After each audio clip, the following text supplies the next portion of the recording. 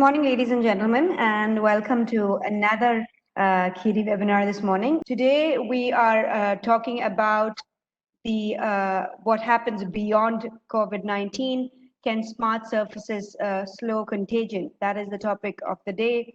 So as I just mentioned, this is part of the KIRI webinar series related to COVID-19. You might have participated in the earlier webinars on air quality, on water quality, and on the energy contribution to the COVID-19 research. All the videos are currently up on HPKU's YouTube portal in case you want to watch it. Just before we kick off, I would like to remind you a few of the housekeeping items. All attendees will have their microphones muted when you join the session, and only I, as the host, can unmute you. This is simply because we want to keep it smooth for everyone participating, including the panelists, including all of you. It is important that everyone is able to get the maximum value out of this session. And of course, like I've said in previous webinars as well, if you've tuned in, we absolutely need you to ask us questions. This has to be interactive, and that's where we at KIRI find the maximum value. So please, click on your Q&A tab and ask us questions. If you can't find your Q&A tab, if you look at the bottom menu where you have your camera and mic options, you will see 3 dots. If you click on that, the first option in that is in fact the Q&A window. The video and the webinar is being recorded, so it will be shared on HPK's video portal shortly. If you are posting on social media about the event, and I hope you do, please use the hashtag KIRIWebinar. The session is expected to last about 1.5 hours. That's including, the 3 speakers we have for you today and the question and answer session that we will be having. Okay, you can manage your view by clicking on that button right at the top right of your screen. So before I introduce today's speakers, let's talk a little bit about today's topic. So this is particularly crucial right now as Qatar is transitioning into the summer. Like I mentioned, we have the kids have no school. The summer is here. Usually we might be out of the country, but this year we all here. And so there is an increased amount of activity indoors, and often in air-conditioned environments where contagion caused by infectious diseases like COVID-19 could possibly increase. So this webinar aims to look at the modes of infectious disease transmission in indoor environments, and also highlight the impact of designing and adapting smart surfaces excuse me, to slow down the contagion. All right. So like I mentioned, we're very excited about this particular project and this particular webinar because of how it is a perfect collaboration between the 3 research institutes under Hamad bin Khalifa University, QBRI, QCRI, and us at KIRI. Okay, so this is the collaborating team. Dr. Fadwa Malouhi is the lead principal investigator, and the other PIs on this project are Professor Abdulila Aradwaini and Professor Halima Ben-Smail from QBRI and QCRI respectively. So I would now get into the detailed bios, because these are some really capable, fantastic scientists with years of experience, with them. So Dr. Fadwa Al-Malouhi, who happens to be my colleague, is the research program director of one of the programs at the Energy Center at the Qatar Environment and Energy Research Institute. So Dr. Fadwa is the research program director of the Novel Materials for Energy program under the Energy Center. So it specializes in using computers to understand and design materials for different applications prior to their synthesis in lab settings. She received her PhD in physics from Canada in 2006. She also holds a UNESCO IAEA funded diploma from Abdus Salam International Center of Theoretical Physics. She has more than 15 years of experience in computational materials and science and nanotechnology.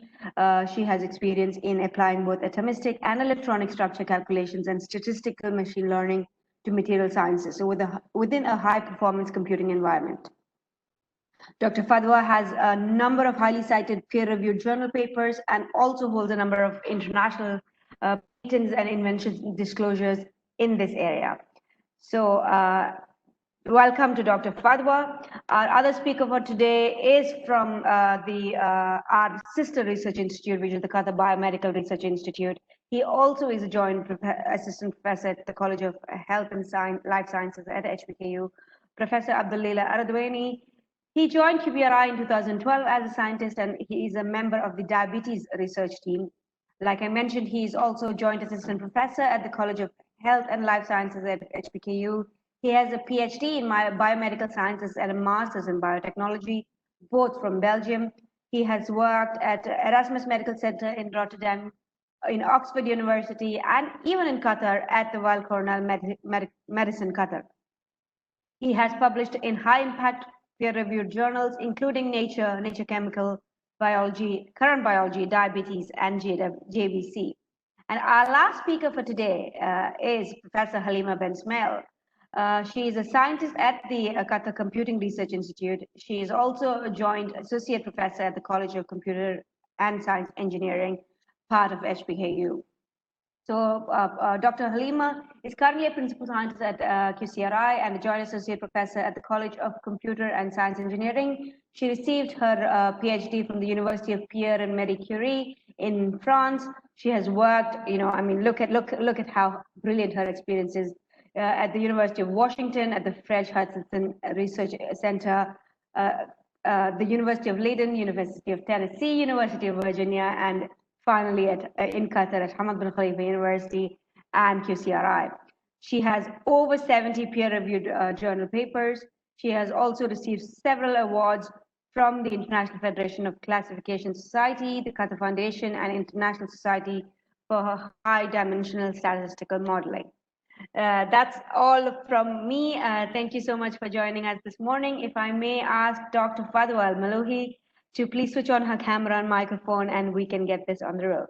So thank you very much, Dilraz, again. I mean, it was a lovely presentation for all of us. So once again, I want to iterate that we are a collaborative team across the 3 research institutes at Hamad bin Khalifa University. And let me give you a little bit of glimpse of what we will be seeing today. This is the outline of the journey of today. So I will give a quick introductory of the topic. Then Dr. Abdullah will talk to us about infectious disease. I will give you the material science perspective afterwards. And then we will finish with Dr. Halima, who will talk to us about epidemiological insights. And at the end, we will finish with Q&A session and concluding remarks. What I want to say is that, I mean, the way we have structured this webinar, so after each chapter, after each speaker, I mean, please start asking questions, because we will have room for 1 or 2 questions right after the burning questions, right after the each presentation.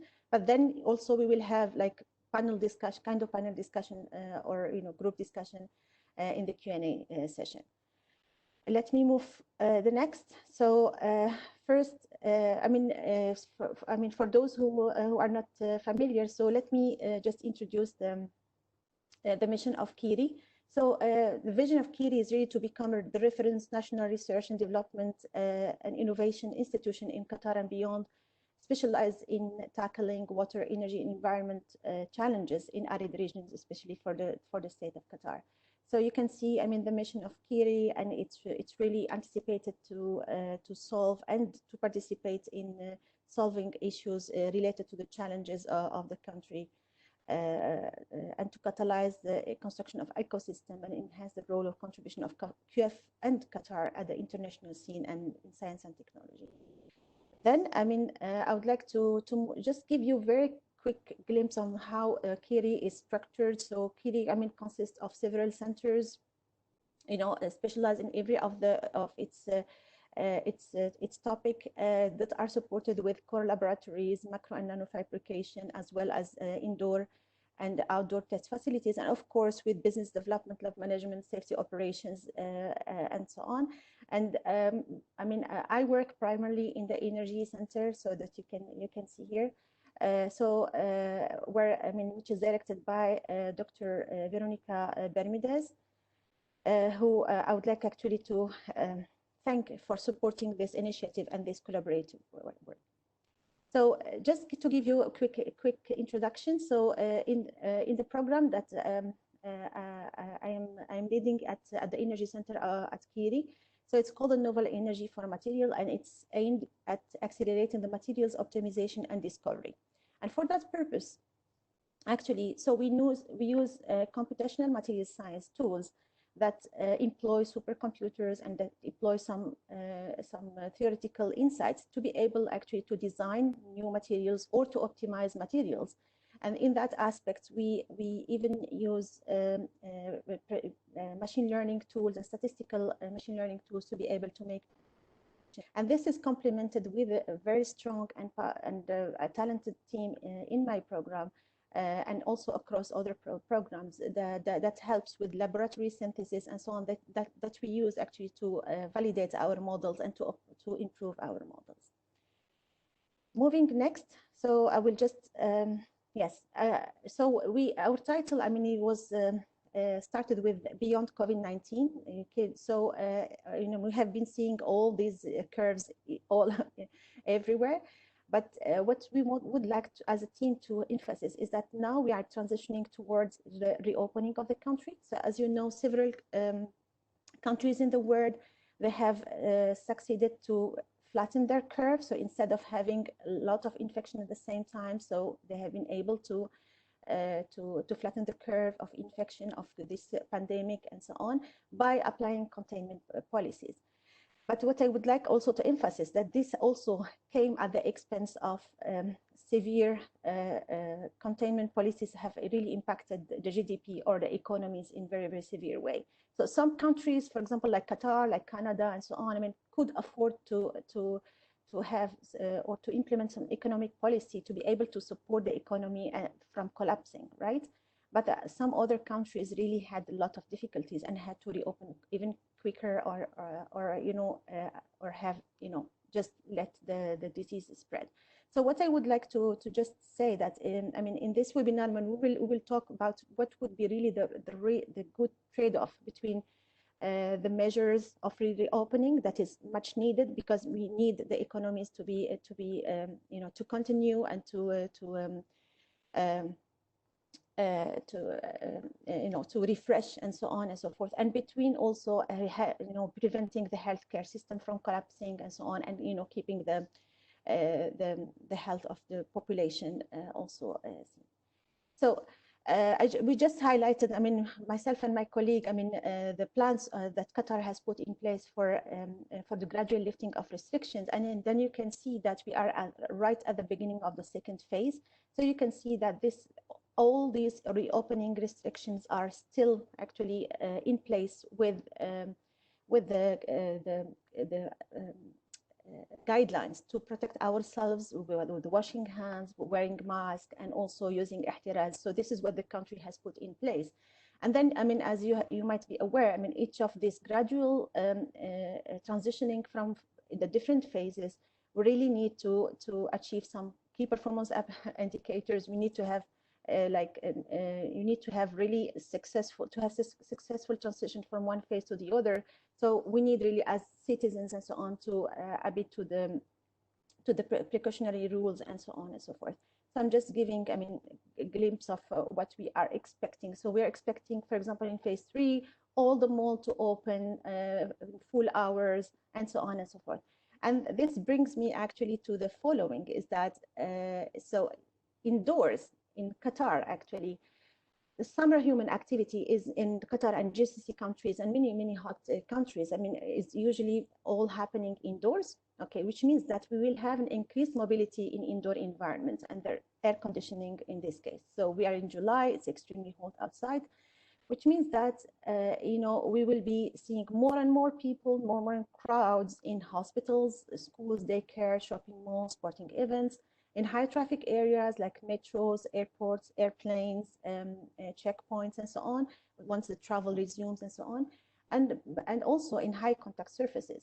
So then, I mean, you can see that, you know, with all this crowd, even if we have, you know, the precautionary measures that are in place and so on, I mean, you know, that are even in force, it's a little bit challenging when people start to go out and so on and so forth.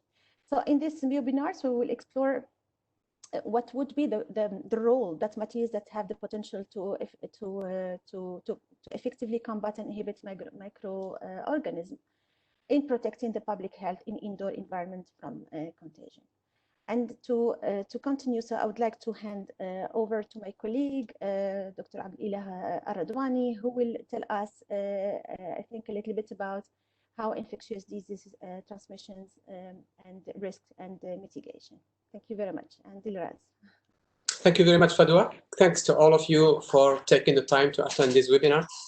So since this is a public webinar, we thought that it may be useful about infection diseases so that you are in the context of what we are of the webinar.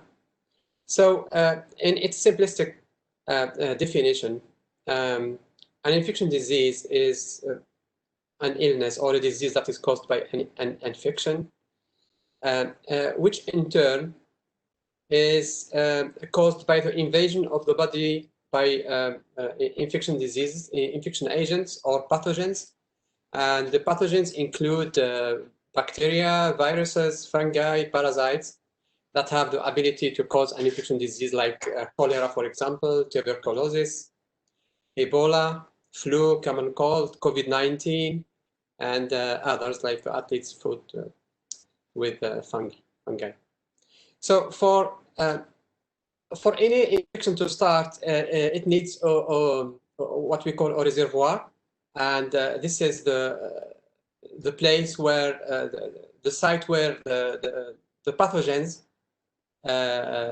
survive and multiply. And a pathogen needs to exit the reservoir to be able to infect a new host or a susceptible person. And there are many ways a pathogen can exit a reservoir. And for example, from human to human transmission, a portal exit can be through the nose by sneezing, for example, or through the mouth, coughing, by feces from if you have an infected bowel or intestine, or through the sexual intercourse, like is the case in HIV.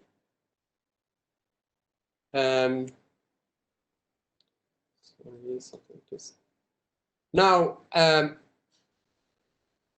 for a pathogen, for an infection to induce a pandemic or an epidemic, it must be transmitted from person to person. And this figure here shows the sequence of events that lead to, sorry, I'm trying to get rid of this thing from here. Okay. This figure shows the event, the sequence of events that can lead to an epidemic or to a pandemic like the COVID-19. So it all starts in a reservoir. In the case of COVID-19, we think that it started in a bat, that somehow the virus, the SARS-CoV-2, was transmitted to a first person, which is called the index case. We don't know how exactly so far. And the index case will infect some people around him, and then each of them will start infecting people around them in an exponential way. If the spread is very fast, like in the case of COVID, it has a very fast transmissibility rate, and then it will lead to an epidemic if it stays only in one region. But if one or more of these infected persons travel to other countries, then they will spread the disease, and we end up with a pandemic like what's happened with the COVID-19. Now, the way transmission happens,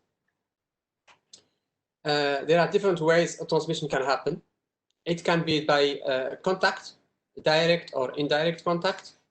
It can be through droplets. When you sneeze, for example, you may expirate droplets full of viruses. Airborne, small droplets can stay in the air for a while, and they can be inhalated by another person.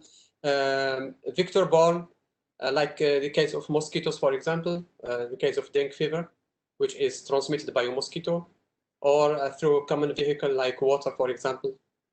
If water is contaminated and people start drinking it, everyone will get infected. So here, for example, here we have an infected person who will sneeze or cough, and if he sneezes close to another person, or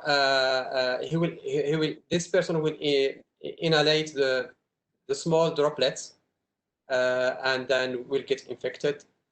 Same thing. I mean, if the droplets are very small, they can be in the air for a while, and they can infect the person around the infected person. And the other way is that is important for our webinar, is when the droplets are fall on surfaces, what we call the fomite, and another person comes and touches the infected surface, and then it touches his nose or his mouth, or and then he will get infected. So this is what we call the portal of entry. So pathogen can infect susceptible hosts through the portal of entry, which can be through inhalation, as we said, noise, mouth touch. If you get an infection from a surface, and then you touch your mouth, you get infected. Through the skin, if you have some wounds or cuts or breaks in your skin and they are not disinfected, you can get infected. And you can also get infected through a urinary system. So the process of infection can be represented as a chain, along which the microorganisms are passed from a source or reservoir to a susceptible person here.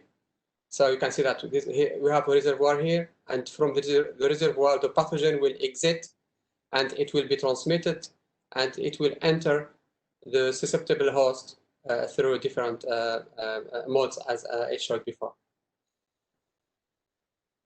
So this chain of transmission gives the opportunity to stop the transmission. And if we can break any link in this chain with there are different means we can break these links, we can control the risk of infection by preventing the onward transmission of microorganisms. And there are different ways we can do that at different levels. For example, the pathogen can be eliminated here by disinfection, by cleaning, sterilization, etc. The portal of exit can be managed through good infection prevention and control practices like hand hygiene, appropriate use of PPE, the protective personal protective equipment, and safe packaging and disposal of waste. And we can also we can stop the transmission through for example, airflow control where appropriate, some engineering in hospitals and indoors, where if you have a room for infected people, we do use very often they use negative pressure so that the air does not go from that room to other rooms. We can also protect, break these links by protecting the portal of entry. That means if you have a wound or a cut in your skin, you need to protect it. You need to clean it to make sure that no infection goes through it. We can also protect the susceptible people who are at high risk of infection. As you have heard recently, COVID-19, for example, turned out to be very, very severe in people with diabetes. If you have cancer, for example, your immune system is weak, if you are old, your immune system is weak, all these people need to be protected. So if we can break any link in this chain, we can reduce the transmission of infections. Now, the webinar today is about touch surfaces. So that means that infections through touching contaminated surfaces. And we will talk about 3 cases that are the most known risks for infection through contact with infected surfaces. And the first one is the health-acquired infections, or what we call nosocomial infections. And these are infections that are acquired in hospitals or any other healthcare facility. It's a very, very serious problem all around the world. And in the US, for example, the CDC has estimated that these infections account for about 1.7 million per year. And I think last year it killed some 99,000 people. So it's a very serious problem. What does this mean? If you go to a hospital and in a room, for example, these items above are the ones that are near patient. So if you have a patient who is infected in a room, there are many items next to him that can be infected. So, for example, medical equipment, bedside tables, bed frames and accessories, tables, tablets for food, stretchers and work space for aseptic tasks and infusion stands. So if you visit, let's say that you have someone you visit in a hospital and he is infected, you may get the infection just by touching one of these items. And if these items are not sterilized, when this patient leaves the room and another patient who who comes for another disease, he might get the infection. So as well. So there is a need to have all these items sterilized and disinfected all the time. Other surfaces in the hospital that can be a source of infections are monitors and keyboards, operating elements and vending machines, for example, light switch and handles, door knobs, keyboards, and shelves. So you see that in a hospital we have a lot of sources of potential sources of infection. Since we are talking, so this increases the risk of transmission. It's very high risk. Since we are talking about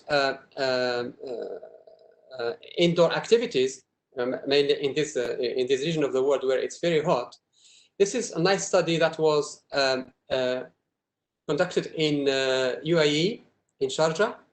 So what they have done, they have looked at the bacterial contamination of different surfaces in 4 shopping malls, big shopping malls in Sharjah, and they want to assess the bacterial contamination. So they took 224 samples from different malls. That was in 2014, and then they counted the colony forming units. This is the unit we use to count the colonies of bacteria, and they also identified them, etc. So what they found is that about 86%, so 192 out of 224 of the surfaces, they were positive. That means that they were contaminated with bacteria. And in each mall, more than 80% of all sample surfaces were contaminated with bacteria. And the highest bacterial density was found on food court trays, food court tablets, table surfaces, and food tray handles. And they realized that the highest mean bacterial counts were in the malls with the highest number of visitors per meter square. That means that when you go to a mall that which is crowded, the chance to get a bacterial infection is higher than going to small mall where you don't have a lot of, which are not crowded. So they concluded from this study that the cleaning services in shopping malls should be improved, and the public should be educated on the best hygiene related precautions to be taken into malls. And in this context, this is what we are proposing today as antimicrobial surfaces could be a solution to this issue in the malls, but also in the hospitals. So another study that was conducted in Finland, they looked at the deposition of respiratory viruses on frequently touched. I think it's one airport. And here what they did, they collected surface and air samples weekly at 3 time points during the peak period of seasonal influenza in 2015-16 in Finland. So I guess it's probably February, November, December, January. This is the time where influenza is at its highest. And then the swabs from these samples, they were tested for influenza A and B viruses, respiratory syncytial virus, adenovirus, rhinovirus, and coronaviruses, these ones at that time. So what they found is that in 10% of the surface samples, they detected at least one respiratory virus. And example of the places where they found viruses is plastic toy dog in the children's playground, where they found 2 out of 3 swabs, that's 67%. Hand-carried luggage trays at the security check, the buttons of the payment terminal at the pharmacy, the handrail of stairs, the passenger side desk, and at divider glass at the passport control. And among the 10 respiratory viruses findings at various sites, the viruses identified were rhinovirus, coronavirus, adenovirus, and influenza A virus. So it seems that the airport is also a source of it can be a source of infection, and given the high traffic in airports, there is a big getting an infection in these periods of seasonal influenza, or in a period of a pandemic like the coronavirus, the COVID-19 we are living now. And they say in this study that the highest, the plastic security screening trays appear to pose the highest potential risk, because all of us, when we travel through an airport, we use these trays. So the risk of getting an infection from this tray is very high. Now you may wonder how long a microorganism, whether it's bacteria or a virus, can survive on a surface, on different surfaces. But these different studies, they have looked at some viruses and bacteria, and you can see that some of the bacteria, and these are spores, so they are very solid. It can survive up to 5 months, even 16 months and 30 months for this bacteria, for example. It can survive up to 30 months on the surface. For viruses, it's less, but still, for example, norovirus can survive more than 2 weeks. Influenza, hours to several days. Hepatitis B, more than 7 days. Hepatitis C, up to 6 weeks. And the HIV, more than 7 days. So these microorganisms can stay on surfaces for a long time. And for coronavirus, for the SARS-CoV-2 virus that causes COVID-19, very recent studies from different regions in the world, they showed that it can survive, for example, up to 4 days on paper money, and 7 days on surgical mask, for 24 hours on cardboard, etc. So you can see that cleaning and disinfection is very important because this virus can survive for a long time and can pose high risk for infection. Now, what are the potential strategies to interrupt the transmission that are spread by contact, by surface contact? There are different strategies. For example, adherence to and monitoring of cleaning protocols, technologies to supplement manual cleaning, for example, UV lights, surfaces that are easy to clean, not use rough surfaces, but rather use smooth surfaces that are easy to clean. Physical barriers such as single patient rooms for people who have very contagious diseases should be in separate rooms. Hand hygiene infrastructure, having visible sinks and gels in convenient and standardized links. And these strategies can be considered as short-term solutions.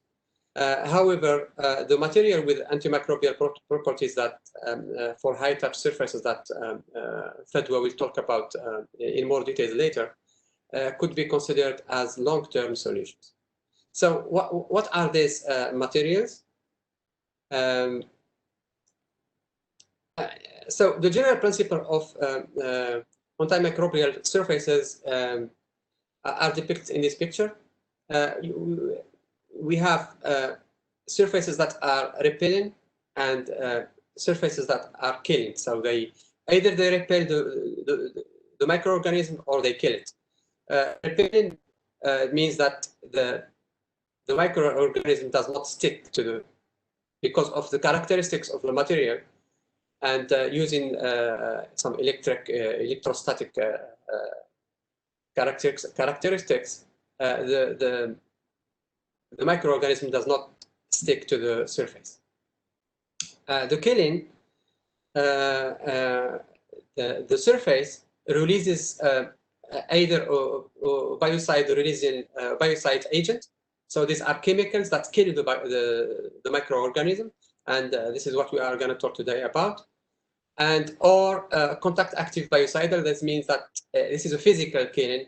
So these are it can be some nano, let's say nano needles, for example, or nano pillars. And when the microorganisms falls on them, it's killed immediately. So we will be interested in biocide releasing surfaces. And one example of these surfaces is shown here. This is a coating. This is a surface coated with a polymer containing nitric oxide donor. So this polymer releases nitric oxide donor, and nitric oxide is known to kill. If you put bacteria in a nitric oxide solution, it will be killed immediately. So there are other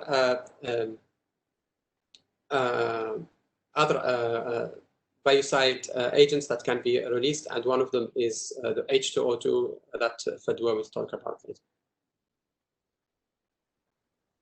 So to understand how we can prevent transmission through surface contact, we need to understand the structure of the microorganisms, mainly the membrane. So here I show the membranes of basically all microorganisms have not the same membrane, but same components of the membrane. So a membrane in a mammalian cells, that means our cells, for example, they have what we call a lipid bilayer. These are two lipid layers.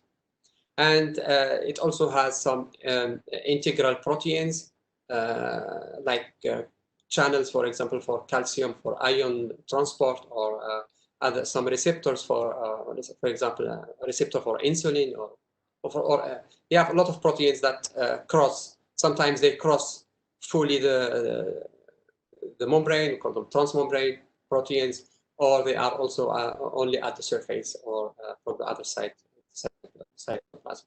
So bacteria, you can see that almost the same thing. They also have proteins that cross the membrane and other proteins. Viruses, on the other hand, because they are not considered as living organisms, they don't need all these proteins because they don't have a metabolism. So all they have is proteins that make in the membrane. I mean, they make the envelope or what we call the capsid. So, for example, the Zika virus, it has an envelope protein and it has a capsid protein. The SARS-CoV-2 virus, the COVID virus, it has a protein called M protein and another one which is called envelope protein. And these proteins are called structural proteins. So because they are called structural proteins because they make the structure of the membrane. The other proteins, for example, calcium channel or transporter, these are called functional proteins because they have function. They are not structural. So why is this important? Because for example, for SARS-CoV-2, the M protein it plays a key role in coronavirus assembly. So it's needed for the virus to assemble. Without it, it cannot assemble. It cannot make a virus. And the other protein, which is the E protein, which is here, the small one, and is also needed for the particle formation. So for the virus to be formed, you need a functional M protein. I mean, fully functional M protein and fully functional envelope protein.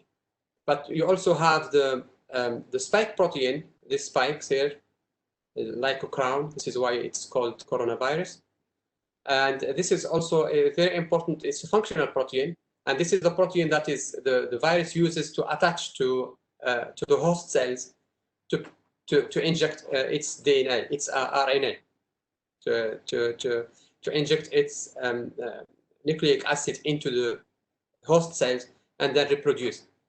And without this protein, it cannot do it. So if you can somehow destroy this spike protein, the virus becomes non-infectious. So why I am saying this, now, before that, we need to understand how protein becomes functional. So what a protein is simply a chain of amino acids. So you just put one amino acid to the next. This is what a protein is. I mean, let's say this is a polypeptide. And this is a primary structure. And at this stage, at this structure, the proteins are not functional. This is the first step of production of proteins in our cells. Then these primary structures, they fold depending on the characteristics of these amino acids. They can fold into alpha helix or beta pleated sheets, like here. And then this is what we call the secondary protein structure. And these two structures, they can fold together and form a tertiary protein structure. And this is the functional protein. Now, any protein to be functional, to do its role, it has to be in this structure. If not, if it loses this conformation, it will lose its function. And now, if you have two proteins like these ones, let's say these polypeptides, if they get together, you have two of them together or more. Sometimes you have a tetramer or even more than that. Same proteins or different proteins, they get together. And this is what we call a quaternary protein, and then it becomes a complex of proteins. But at this stage here, at one protein to be functional, it has to be in 3D structure. This 3D structure is kept in place by chemical bonds between the amino acids. Some of these bonds are quite weak, like hydrogen bonds or salt bonds. Some of them are very, very strong, and they are called disulfide bonds. And for the protein to be, as I said, for the protein to be functional, it needs to be folded in a certain conformation.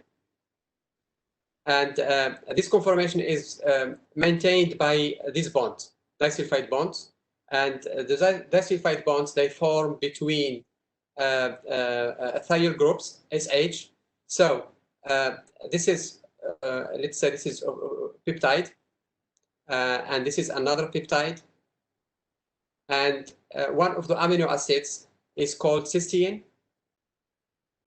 If you have two cysteines close to each other, they have these two thiol groups, and there are certain oxidative conditions, and under some conditions, biochemical conditions, a bond can form between the two thiol groups.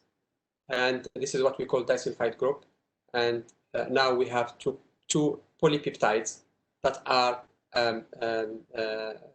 bound to each other. But this bonding can also happen within one polypeptide, one peptide or polypeptide. As you can see here, same thing. You have two cysteines close to each other, and they can form. And this is very important because this is these bonds are very important. This is because they keep the 3D conformation. And if we now this gives an opportunity to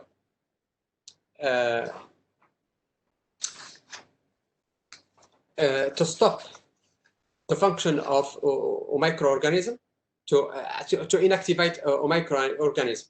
Because if you go back to COVID-19, for example, if we can unfold the M protein or the E protein or all of both of them, or the spike protein using any agent, we can make them non-functional. That means that the virus cannot infect anymore. It will die. And we looked at the sequence of the E protein, the M protein in SARS-CoV-2, SARS-CoV-1, which is the one that it's similar to SARS-CoV-2. It's almost similar to it, and we found many SS proteins, SS bonds or disulfide bonds that you can see. I show you one of them here. So this is cysteine 101, and this is cysteine number 101, and because this is a chain that they are in numbers. And this is cysteine 64, and there is one of the bonds. Now there are other bonds. There are many of them. This is just to show you one of them. Now the aim is to be able to break down this bond and unfold the protein so that the capsid cannot form anymore. So one of the ways to do it is to use an agent which is called hydrogen peroxide. It's a pretty-known chemical. It has a very important role in our cells, and it's already used as disinfectant. And you can find it, for example, you can find this one, for example, in mouthwash we use. You know, after you brush your teeth, you can use a mouthwash. It has a little bit of H2O2 in it, so that it can kill the bacteria around. So this H2O2 or hydrogen peroxide works by producing destructive hydroxyl free radicals that can attack membrane, lipids, DNA, and proteins. And we are interested in proteins. So H2O2 can induce the cleavage of the bonds I talked about, disulfide bonds, through the hydroxyl radicals. I think that Dr. Fadwa will talk about it more in details. And it has been tested on different microorganisms. It's very fast. For example, it has been tested on bacteria, yeast, and fungi, viruses, and spore.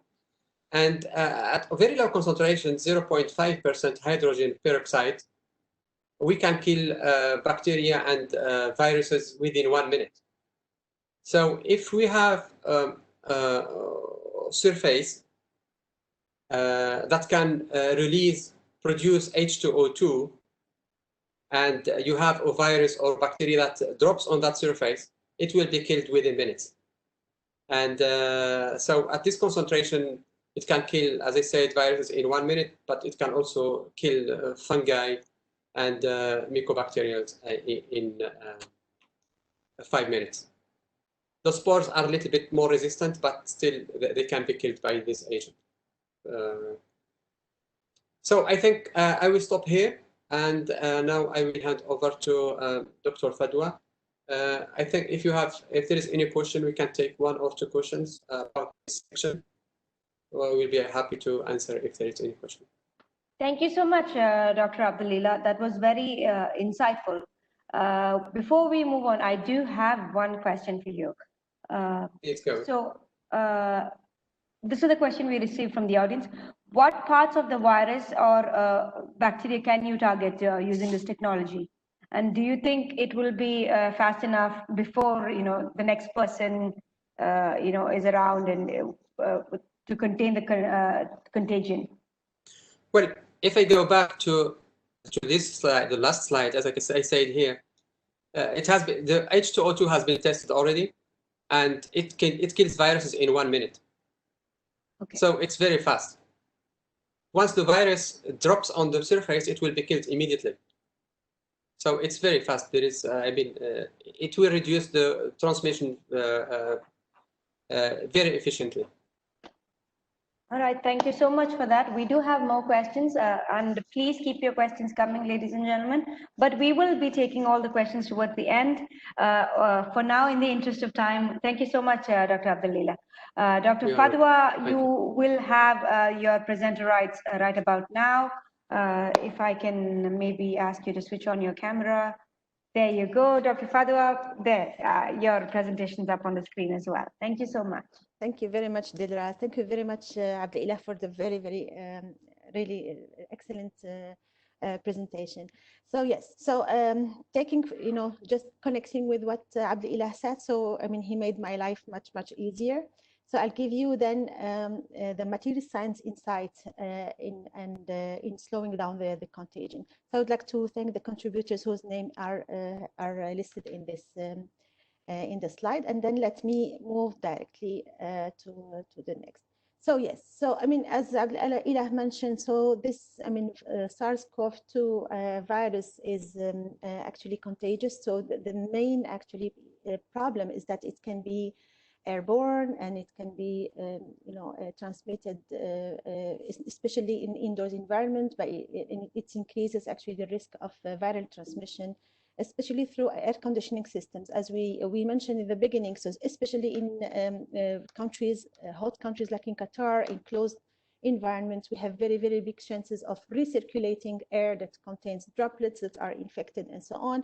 And this is just a recap or reminder of how the transmission is happening, and we are most importantly interested by looking on how this frequently touched surfaces can be, or fomites can be a medium for the transmission. So it's enough that you touch the surface, and after that, I mean, you touch your mouth, nose, or mouth, or eyes as well, to be to contract the virus, and then and then what I want to say is that, I mean, I had mentioned in the beginning, in the introductory, that we are heading towards the phase 2, like many other countries. So we will be going out to restaurants, we will be using public restrooms, and so on and so forth. I don't want to make people scared. It's just that we need actually to keep our level of vigilance still high, okay, to be able to contain the contagion. But I mean, what we're trying to do is really to try to help as well, because I mean, we try to help by the means of research and developments in material science, and to enlighten of what are the possible solutions that are available as well in the market and so on. So just again, I mean, just to emphasize a little bit from more statistical point of view. So these are some data that are included from, extracted from the New England Journal of Medicine. And yes, I mean, the main reason why actually when we decided to look at the sequence of SARS-CoV-1, because I mean, we have been looking at similarities in terms of behaviors or susceptibility to different surfaces. And then you can see here that in this graph, I mean, the authors are comparing the stability of SARS-CoV-2 compared to SARS-CoV-1, I mean, on different surfaces. So if you can see, so on stainless steel and plastic, so both of them have very, very similar behaviors. And by the way, I mean, these data have been analyzed using machine learning models and so on. So I mean, hence, I mean, you can see the errors and so on. So I just want to say that, you know, on plastic and stainless steel, they behave really in very similar way, and also similarly in terms of, you know, how long they can stay suspended in the air, so up to 3 hours. And you can see that from this curve that, you know, it's not even inhibited yet, so it can stay there for so long. Copper is magical, so you can see that copper is very well known from, you know, centuries, that it is very powerful to inhibit bacterial and viral growth. And then we can see that SARS-CoV-2 is also vulnerable to copper. But if I look at all those graphs, we're talking about hours of inhibition. So if we are talking about minimum of 20 or 3 hours, this is really enough to have, you know, several people touching the same surface and getting the virus and, you know, transmitting it further. So let me just touch base on the material science impact. So as I mentioned, so copper is known from centuries, copper and silver actually. Okay, so there are metals that are very known from, you know, old ages that have antimicrobial features, but they came you know, to the picture again with this COVID-19 pandemic. So they have a lot of advantages. So they are long lasting, of course. Yeah. So you have here example of some sinks that are made of copper. And this is also an elevator from cone that has some silver coating to prevent the transmission. And then I mean, they are long lasting. They are very well known for their effect, but they are also, on the other hand, they have some limitations because they are not transparent, which means that you cannot, you know, deposit copper or silver on any surface. They're often costly. Okay, so I mean, we can afford to have them in some places, but this is not a solution that we can deploy at large scale, unfortunately. And the other important aspect is that they oxidize and they tarnish. So if you know, they you know, copper can form the copper oxide, which is a green residue on the surface that we need to clean to have a more brighter layer polish. Now, if I talk about material science in action, so material science, I mean, has been really very, very prosperous in this field. So especially the field that we call nanotechnology. So in the market, if you search for antimicrobial, antiviral, and so on, you might find a lot of good and, you know, less good products. So for example, so we have this antiviral deep cleaning for air conditioning, so that you can spray on your air conditioning filters to prevent actually the transmission of the virus from one room to the other, or from ventilation and so on and so forth. And then there are also some innovative solutions. So for example, there is a group in Hong Kong, from Hong Kong University, that also was innovative in releasing this antiviral coatings. And then, you know, there have been even studies to test them in airports, in Hong Kong airport, and so on and so forth. So the main advantage of these materials is that they are often transparent. So they use nanoparticles. They sometimes, I mean, they are actually tailored to adhere to different types of surfaces. Their lasting is, you know, is from 6 to 24 months. So this is one of the drawbacks, for example. So which means that you need to frequently, or not frequently, but you need to maintain, you know, those coatings, and, you know, And then the cost really varies depending on the application that you are targeting. So let me move ahead. Okay, so why we titled our talk as Beyond COVID-19 is that because, I mean, this is, you know, this COVID-19, I mean, we just brought to the table or to the scene, you know, a lot of things that were there, but we didn't actually pay a lot of attention. So, for example, if I take, for example, the impact of the COVID-19 situation on the regular cleaning, so our household cleaning and so on and so forth. So we have seen an increase in the market or in the consumption of home care products that have increased from 25 to 50%. Imagine that, okay, soap, hand sanitizers, and so on and so forth, just in the past few months, okay? So then if you take hospitals where actually, I mean, they become extremely important hotspots where we have a high density of infected people and so on. So it's really very important that during outbreaks, we need to clean the hospital settings and to prepare the room and equipment quickly to admit the next patient while avoiding contagion. One of the really bottleneck of ICU units, for example, is the ability to quickly evacuate the patient and prepare the ICU unit for the next patient. And it takes time, and this sometimes slows down so why we are emphasizing on hospitals again and again, because this is the area that has been actually suffering from this infectious disease and this, you know, pathogens, and especially the bacteria that are resistant to antibiotics, like C. difficile, for example. And this is where this research has been, you know, mainly concentrated. So I just wanted to give you a quick indication about some of, you know, research that has been done in and published in the American Journal of Infection Control.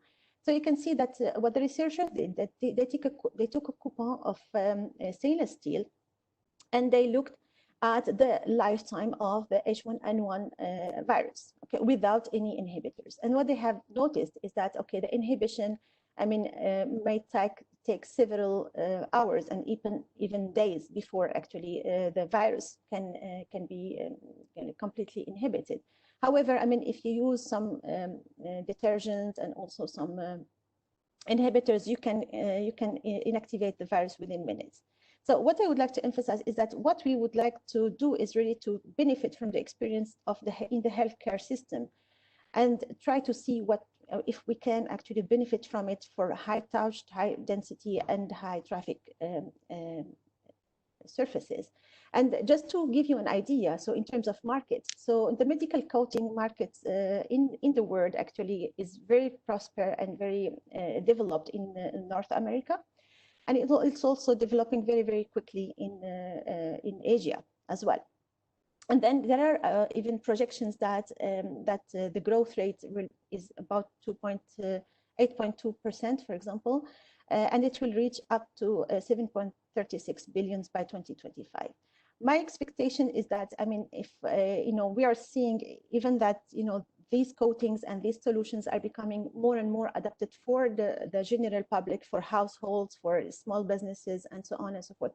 So I'm expecting to see a shift from our really an increase of this type of medical coatings for applications in other areas other than hospitals. But then actually there is very important aspect that we need to take into account, which is the cost. I mean, whether these solutions will be competitive in terms of cost to be deployed in public space. So for that, actually, Abdillah has been speaking about surfaces that can release H2O2 and so on and so forth. So, I mean, there are indeed, I mean, several materials actually, you know, that have these properties of releasing oxidizing agents. But if you remember, so we're claiming that we will be talking about smart surfaces. And why we call them smart surfaces is that because these are materials that, I mean, that we have picked here that we think actually have that ability to release the H2O2 or oxidizing agent, I mean, in a controlled manner, okay, that we can control to give us the trade-off that we are looking for, and the rapid inhibition of the pathogens. So the photocatalysts, I mean, they are able actually to generate reactive oxygen species, and the working mechanism is, if you are familiar with solar cells, so it's one part of the story. So if you have light, okay, either UV light or visible light, and so on and so forth, what it can do, so it can hit the photocatalyst, the light is absorbed, and then we generate electrons and holes. But in this case, instead of having a current, we are using this electron and hole to decompose oxygen, and also to decompose water into other oxidizing agents. Okay, one of them is H2O2, or you can have also the hydroxyl radicals. So those, I mean, agents are metastable. Okay, so they form and they decompose. But then the moment that they form, I mean, we would like to see whether we can use them for the inhibition of the virus. So the main idea that we came up with is that we wanted to use actually this irreversible oxidative stress to inactivate the pathogens on contaminated surface and air as well. Okay, so if you can see, so there are 4 reactive oxygen species here, I mean, that can be released during this process of the decomposition of water and oxygen. And these ROS, or reactive oxygen species, will attack the virus, and especially, I mean, the membrane. So this is, I mean, how our research is really distinguished from other research, because when people are working in drug repurposing and so on and so forth, most of them are targeting the spike protein. Okay, but in our research, we took much more generic approach, and we said, okay, I mean, if we can have this oxidative stress that will attack the proteins within the virus, it will actually inactivate the function of the spike. It will even help actually to break the membrane and decompose the virus quite quickly. Okay. So for that, so we moved to some design rules. Okay, so when if you remember, so I presented to you the aim of our work. So we work using computational materials science techniques, and in that aspect, so we thought, I mean, how could we design such materials that have very, very specific properties? So in that aspect, so I mean, this required really a deep language of, deep knowledge of photophysics and electrochemistry, because we're combining both these. So in this category of antimicrobial nanozymes, or smart surfaces, call them like that. So what we do is that we really work in a smart way with our sources of light. So we can adapt the source of light that we would like to use in a room, okay, whether it is UV light or visible light and so on, and also the relative humidity in the room, okay, to be able to generate this oxidative stress. And then the mechanism, I mean, as Abdillah have explained it, and really consists of using this H2O2 to induce an irreversible damage to the proteins in such a way the virus becomes inactivated. So I mean, you can see that in that aspect, so we can have a solution that is long lasting. It is photoactive, so we can, if you switch the light, we do not generate any light anymore. If we light on the light, it is working. So it is a long-term and sustainable solution that is helping us to face the COVID-19 pandemic, which is happening now, but also a possible viral mutation and even future pandemics, because this applies for this virus and another virus and bacteria and so on and so forth. So these are, in principle, if we can find the right combination, could be cost effective for indoor and large surface coatings. And there can be the cost and the activity can be adjusted according to the level of protection. So I'll talk about the cost in a little while. Most importantly, what I want actually to say is that, I mean, we need to find the right balance and effective between the pathogen inhibition without releasing any harmful products. So I mean, everyone knows that if you have agents or surfaces that are releasing ozone or any volatile species in the air, so they might actually be harmful for the health. So really finding the trade-off is also very, very important. Let me move to the next. So what I would like to emphasize as well is that nanotechnology is really powerful. Okay, so I have taken here an example of one photocatalyst which is very effective and well known for its activity. It's titanium oxide or titanium. And then you can see that its photocatalytic activity can be actually enhanced in a very significant way by decorating it or loading it with silver nanoparticles. So you can see here, so you have the big chunks are the titania and the smaller chunks are the silver nanoparticles. So all of that actually combines in a photophysics way that really actually enhances the photoelectrocatalytic properties of this compound in a way that we have very efficient way of splitting the water and generating the oxidizing agents that we want. I mean, I will be happy to come to that in more details, but I don't want to dive you into details. So let me tell you what we have done in terms of research in this. So I mean, this is a research that is based on materials science, and also applying machine learning to try to process data. So what we tried to do is that we picked one experiment. Okay, so as you know, I mean, all the activities that we have been doing in the past few months have been computational because we have been working remotely.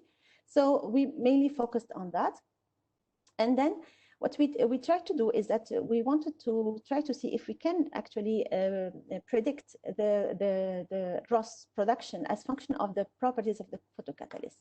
So I took again, a schema. So if you can see here, so we have here a substrate or the surface that is decorated with the smart surface, which is like the titania in this case, decorated with some nanoparticles. So it could be any other semiconductor titania, zinc oxide, silica, and so on and so forth. But of course, there are rules, for that. And then you can see that, I mean, if we look at the experimental data that have been looking at the rate of production of this H2O2 as function of the materials property, we find that it's really very, very tricky to derive any conclusions from those. So you see how it looks. I mean, it's very, very difficult to do that. I mean, from the experiment to come directly to conclusions on how to tailor the material, it's very, very challenging. So what we did is that we did the following. So with the help of Dr. Halima bin Ismail from QCRI and HISO, so what we did is that we built a machine learning model that uses features for the materials properties. So, I mean, we focused on two main features, so the loading of nanoparticles and the composition of nanoparticles. And using the very few experimental data that we had from that paper, we have been able to generate a model that enable us actually to predict the amount of ROS that a certain material could produce by changing the properties of the features that we have here. So let me just show you the outcome. Okay, so if you can see here again, so this is a 3D plot of the experimental data, the same that I have shown you. Okay, so you see here, this is the color bar is showing the H2O2 production rate. And on these axes, you have the materials properties. So in this case, the loading of the nanoparticle and the composition of the nanoparticle. And then you can see we have very, very, very few data points. Okay, with the model that we have built, I mean, we have been able actually to map the entire landscape as function of those two parameters, which means that, I mean, we could actually sample and travel in this landscape to be able to give recommendations on what would be the right trade-off of the hydrogen peroxide production that we are looking at. We want something that is efficient, that would allow us to kill quickly, but at the same time, it should not be harmful for people who would put their hand on the surface or who would inhale and so on and so forth. The other aspect that is very, very interesting with this method is that actually, if we are aiming at large-scale development of these materials, we could actually use this model to look at solutions to replace noble metals like platinum, palladium, or gold that are used as co-catalysts for cheaper metals like copper and silver. And again, I mean, I'm very big fan of copper or silver because we know that they have, even as by themselves, they have antimicrobial properties. So I just want to emphasize that this is one of the outcomes of this work, of this collaborative work. And then this model actually can be used to guide the experimental investigations and the synthesis to find really the right trade-off of ROS production. We are looking forward to coming back to the labs in collaboration of my team and other colleagues that would be willing to join this collaboration and work on that to challenge this in lab condition, and then with more data on baseline materials and novel materials as well. So just to transition towards the end, so I just want to show you that we have been talking a lot about the deployment of these surfaces in indoor environment and so on and so forth, and about these photocatalysts. And what I would like to emphasize is that this is quite a mature, it's quite a mature area especially in cleaning indoors environments. So if you can see this study here, if you can see this study here, actually, so in the simulations, what the people did, so they really looked at different scenarios of coating a room. Okay, so this is a room, so they coat the entire wall or some surfaces, or even the inlet and outlet of the AC system. And then they've looked at what's the impact of the coated or the covered surface. Okay, here, for example, and on inhibiting some volatile species in this case, or some pollutant in this case.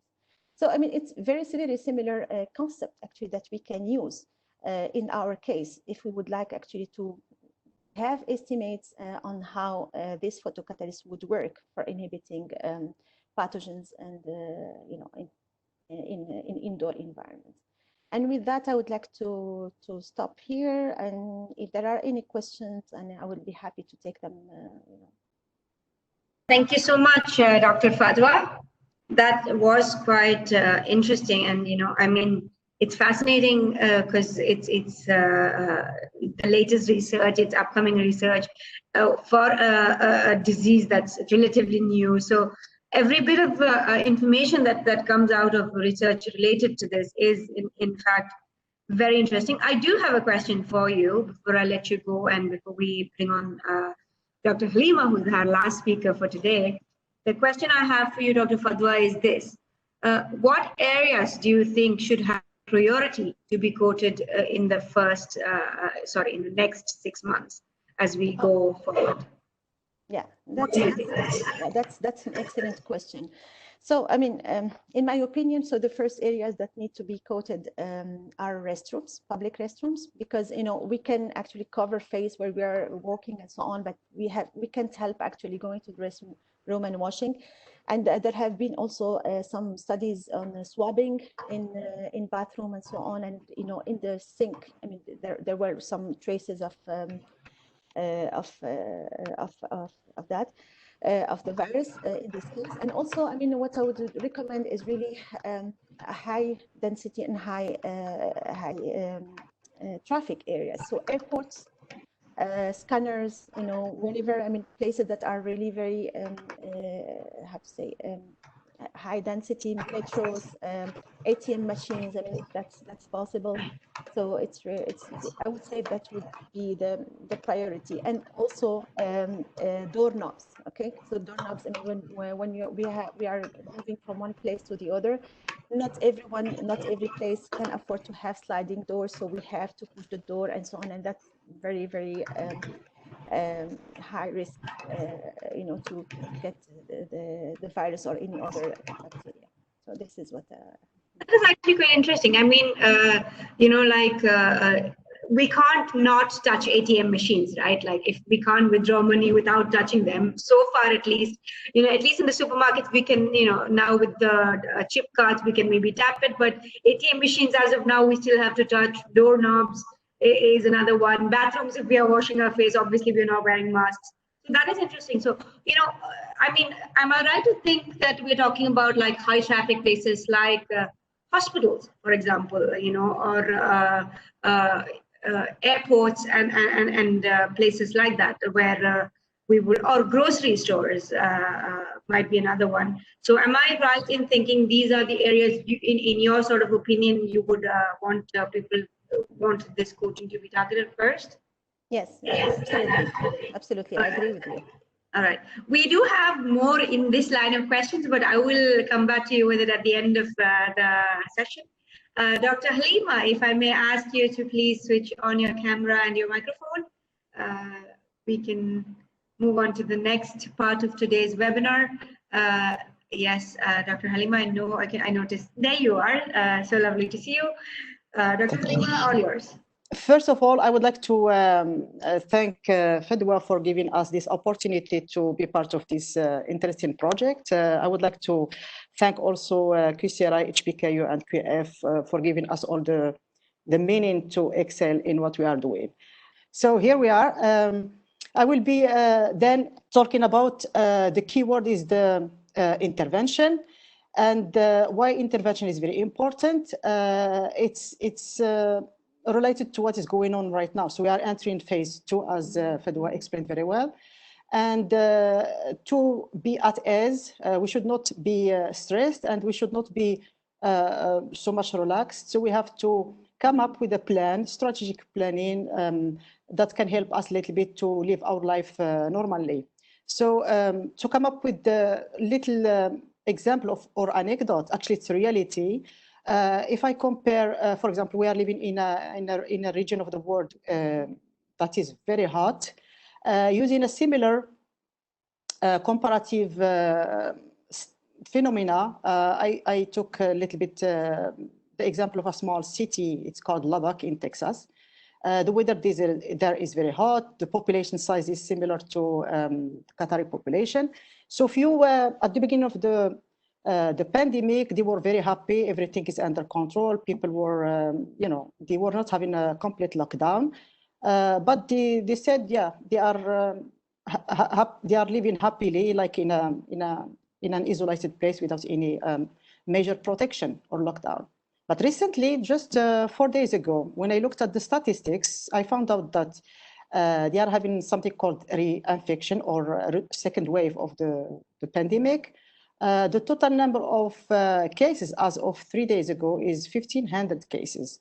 And their explanation is that one of the mechanisms of intervention, like wearing a mask, was not emphasized because of some political things related to Democrat versus Republican.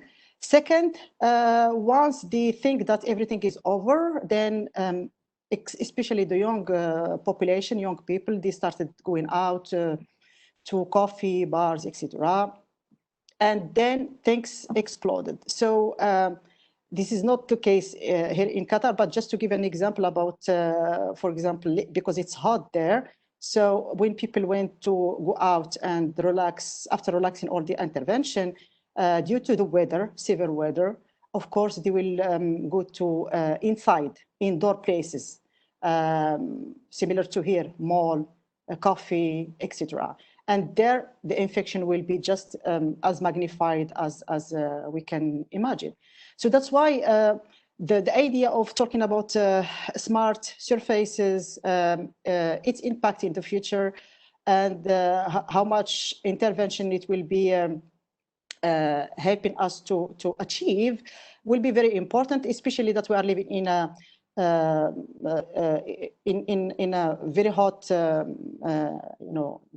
in an area with hot weather, and the same mechanism probably can be helpful in another area of extreme weather, like cold area, like north of Canada, etc. So that will a little bit bring us to what I want to mention. So looking at the statistic recently, to just follow up of what I was talking about, looking at the statistic as of July 5th, We can see from here, this is a map that is provided by the WHO. So it gives us a summary of the number of confirmed COVID cases reported in the last 7 days. So if you can see from this map, the darker is the color, the extreme is the number of cases. So we can see here, for example, the United States is one of the places in which there is a large number of COVID cases. If you look at the legend here, is more than the number of cases is more than 100,000 cases. The same also is happening in the East Asia, and then there are other countries that are coming now. For example, like the country from the Eastern Mediterranean places.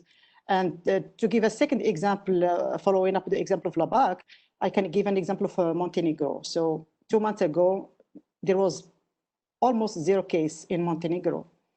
But last week, we can see that there is an explosion. So is it due to the intervention? Is it due to many things? We don't know. So this will bring me to the importance of keep watching, while we are trying to live normally, we have also to be careful and implement strategy of intervention correctly. So this is just a follow-up on the previous map, always given by the World Health WHO, that give us a little bit the number of confirmed cases by date of report between 30th of December and 5th of July. So you can see the highest case are as of today, actually, when I looked at the statistics, so we reached 11.9 million cases. So the dominant country, so there is America on the top, and then the Eastern Mediterranean country are coming second. It's fading a little bit over Europe. Why? This will bring us to the latest paper that has been published just recently, Nature paper, estimating the effect of non-pharmaceutical intervention on COVID-19 in Europe. So what does it say? It says that European country, as far as we learned, they have been somehow successful in implementing measure of intervention that are not pharmaceutical, so not related to medical intervention or immunization, but non-pharmaceutical. So using, statistically speaking, using measure like they started with social distancing, encouraged social distancing, self-isolation, school closure, and public health event, and then the lockdown come after. But using just these 4 measures that are public events, school closure, self-isolation, social distancing, they achieve the reduction on transmission or the reproductive number are not. But it was not enough, because we have seen that it was still the cases were still rising there. Using a more severe intervention like a lockdown, complete lockdown, like in Italy, Spain, and France, they have achieved a 75% reduction of R0.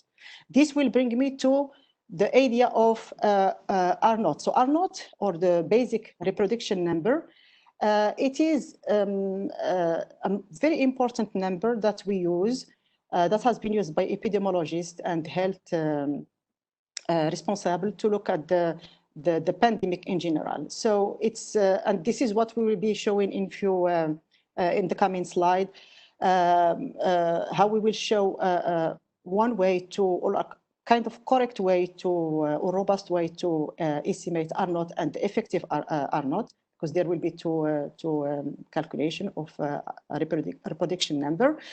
And how important it is to make a decision about intervention. So if I just give a very basic 101 course definition of R0, R0 is just the average of number of cases as a result of infection by a single individual. So if you can see here that this is a cartoon, an example that I took actually from QBRI website. It's also available in every epidemiological book. So if, for example, when I talk about R0 equal to 3, it means that after probably 5 days, the number of infected people that I can obtain is around 81. So it's like it's an expansion of the number of infection exponentially, using 3 as the the key element. So looking at R naught through all the possible contagious pandemic or contagious disease, it can give us, in a certain way, it can summarize the severity of any pandemic. For hepatitis C, R naught is equal to 2, very small. Ebola, HIV is 4, SARS is 5, and the most severe one is the measles. It's 18, so it's really very serious.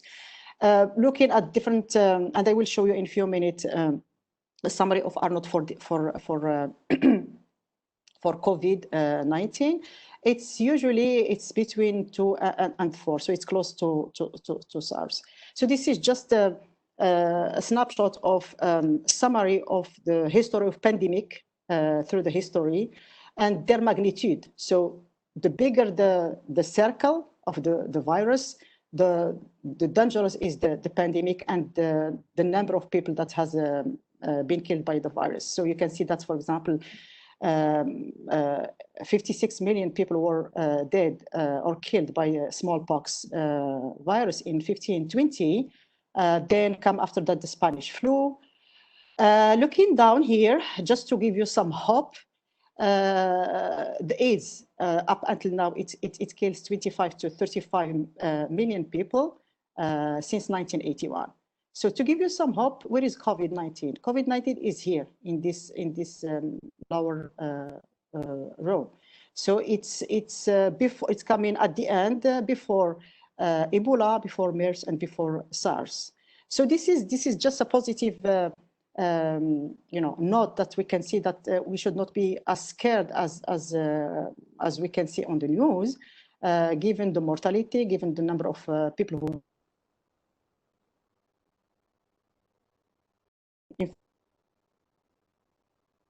The only thing that was about the virus is just because it is unknown, from a biology point of view. So estimating R naught for different pandemic disease, as I said, this will give you an example of the magnitude of R naught for different disease. For example, for each one N1, the R naught, it goes between 1.2 and 1.6. Ebola, like as I said, it is calculated for to be equal to 1.6 to 2. So when you see the number below and lower bound and upper bound from a statistical point of view, it gives us the uncertainty. So the R naught, even though usually was summarized by a number for a pandemic, but there is some uncertainty that come with that, and that will bridge us to what I want to say in the coming slide.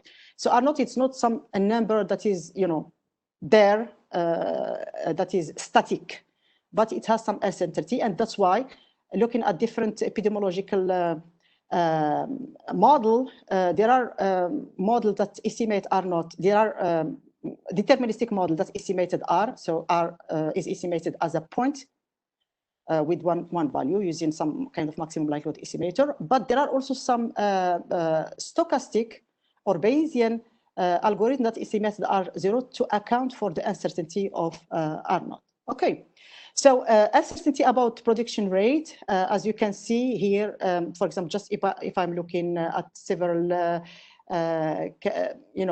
several authors, several population, etc., you can see for COVID that R naught, it can take several value, 2.52, 3, and go below 1, and also, as I said, the maximum value, it can be also equal to 5. So this is very important to notice, because why it will bring us to the fact that R naught estimation is important for, as I said, for the mechanism of intervention. So this is taken from a latest publication from UK and summarizing the intervention in the United Kingdom on lowering R as a function of people mobility. So summarizing that paper, it shows that different some kind of R naught can vary with several inputs. So it depends on the infection prevalence in susceptible population. It depends also on the age. This is known. It depends also on self-isolation of all vulnerable individuals. So if people who have some chronic disease or elder people are self-isolated, they are taking it seriously. This will impact, of course, and usually they are the ones who are affecting the number of deaths. We know that. And here comes what I want also to highlight, the impact of the weather. So it shows that R0 is dependent also on the local or US, Asia, the Middle East, GCC country, they are relatively different because there are a lot of important elements that affect R0. So how to make a decision about intervention in the case of pandemic, because we will be using R0 as R0 and effective R as a mechanism for intervention, since we are entering phase 2, and also for the other countries will be the same. So we usually what people do, they look at the new cases per day.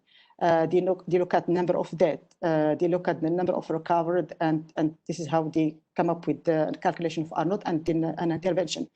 But the good news here related to Qatar is that Qatar is one of the, even though we know that the number of cases in Qatar was one of the highest, but the number of deaths, Qatar was classified the second country in the world after, I think, after Vietnam, if my statistics are correct, about the number of deaths. So the number of deaths is around 100 something. So it's not very important. And then using the number of deaths to calculate R0 will not be the only thing that will be used in the calculation, but we have to use other methods. And those other elements, we'll be talking about them in a few minutes. So this is just a latest report that we got from another paper, Nature paper, that summarized also the several intervention in several European countries, France, even though the figure doesn't look a little bit sharp, but looking at France, Italy, and Spain, this is just a snapshot from the latest outcome. It shows, it summarized a little bit the effect of several of the intervention on the decrease of R0. So you can see that France, the decrease of the R0 due to several intervention, it was very, very important. So it is actually one thing that I missed to say is that the reproductive number R0. How do we measure? How do we use it in a certain way to talk about severity or non-severity of a pandemic is using a threshold 1. So if R0 is greater than 1, usually we can see that the pandemic is worsening. It is not good. If it is below 1, it means that we are the pandemic is fading. It is slowing down and to die. So this is how usually people look at, because we don't want to look at too many things, but roughly speaking, when we look at any website, etc., the first number that we look at is the R0. So we can see that France, Italy, Spain, they succeeded in lowering R0 to be below 1 using the mechanism that I stated before. So using self-isolation plus school closing plus work closing plus. And it was not enough, because at the beginning you can see that it is slowing down up to 25%. But when they used the complete lockdown, you can see that there is a drop of R0 to be below 1. Okay. So as I said, using the number of deaths, for example, for a population like GCC or other population in which number of deaths is not very important, will not be the only thing that we will be looking at. So this an element that was very important to use in calculating R0 that I will show in a few minutes is the case of asymptomatic or unreported case. So what does it mean, asymptomatic or why we are talking about those cases? I can just say from my experience around is if I do a survey, you know, with my colleague, etc., many times I hear, oh, I have a flu-like symptom, and it goes after 2 days, I'm doing good. So people are wondering, do I have, am I getting a COVID and I'm not aware of it, or not? Am I having just a flu? Is the fact that it lasts, my flu-like symptom lasts 2 days, it's due to my immunity system and I'm happy? Or so there is this question that we all asked at the beginning, especially at the beginning when we just stayed at home. Everyone has this flu-like symptom that comes with some little headache, little probably cough, sore throat, and 2 days later it goes away. This has some kind of this is very important. Why? Because a previous study showed that in fact for several pandemic attack, there was a number of cases of a number of unreported cases that was not taken care of, that was not estimated. For example, in a paper that was published in Emerging Infectious Disease, what they find out that let me just remove this. They found out that the ratio of unreported to reported case for each 1-in-1 in 2009 was 1 to 74. So it's about 14% of people were unreported for each 1-in-1. Another work also has been done in 2010, 2011 by Big Staff and Balotz. What they did actually, just related to the flu in the United States, they did, so if you are familiar with statistics a little bit, so they did some kind of a survey over the phone. Survey, just a random sample from the United States. They took 90,000, like they opened the book or whatever, or something else. They choose at random 90,000 person. They called them, and then they started writing down, do you have a flu or not? So out of those 90,000 people, 9% of the adult, they have a flu symptom. 34% of those of children, they have a symptom flu. So those were not reported. They were not people who have a symptom flu, and they went to the healthcare, and then they have been diagnosed and they were accounted for as a reported flu. But those are people who were at home, they have a symptom flu, but they didn't report that. So this is something very important, that for any pandemic, we will always find a big number, not a big number, but a significant number of individuals who didn't report symptom of specific disease. So how we will use that in what I will be talking about, we will have to acknowledge that or include that in the model that will be used here to estimate R0.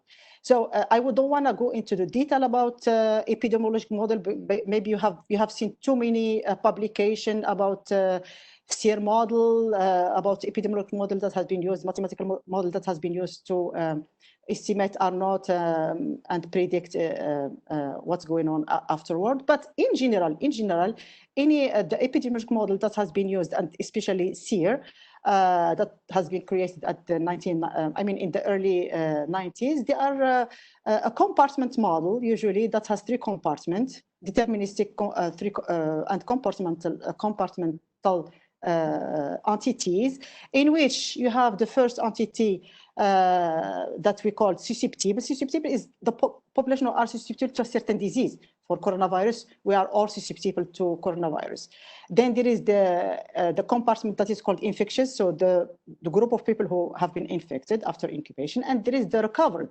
So the recovered one is the compartment of number of people who have been removed from those numbers. So recovered, it means either healed, immunity system worked very well, have been isolated, or they are dead simply. So usually this model, the most important elements of this model are the tau, which is called also the disease transmission rate. So it goes from the whole population, sensitive population, to the infected one. To give me the rate of the transmission of the disease.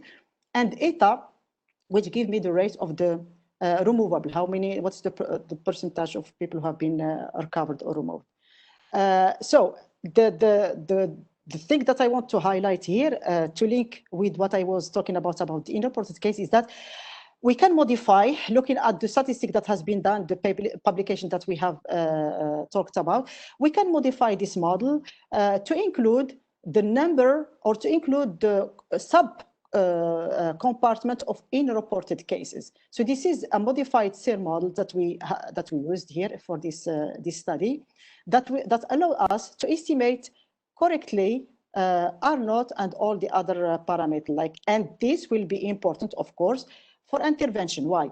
Because using this modified model, actually, what is important here is that everything that is known about SIR model will be used similarly. So because if you are familiar with SIR model, you have to, the model is it's a summary of differential equation that summarize certain equation about susceptibility, the derivation of susceptible, derivation of affected, derivation of recovered.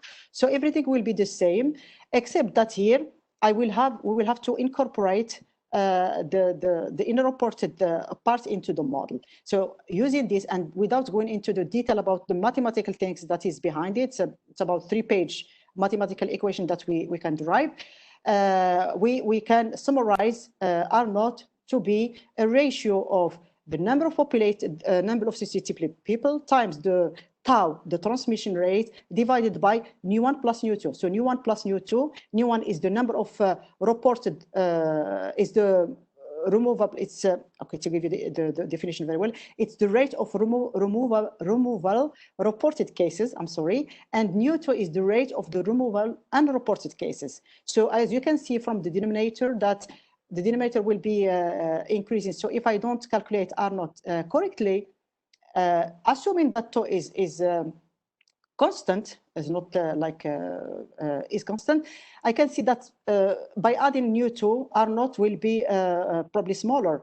And this, when R0 is smaller, so the reproduction rate is small. So in this case, it will affect, it's like we are underestimating R0, and this will affect the intervention. That's the key.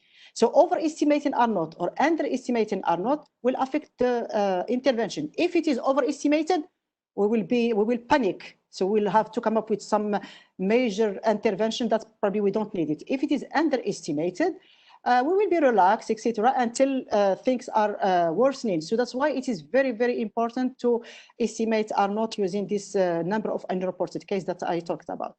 So R0 is very important, but there is also some confusion about effective R0. So we call it RE. So what is RE? Just to give you the definition. So the zero in R0 means that it is estimated when there is a zero immunity in the population, even though not everyone will necessarily be susceptible to the infection. So when we have a virus like coronavirus that is unknown, usually we are trying to estimate R0 from using different populations, as I said, using different different country, different statistic data, and here we can be a little bit lost in calculating R0.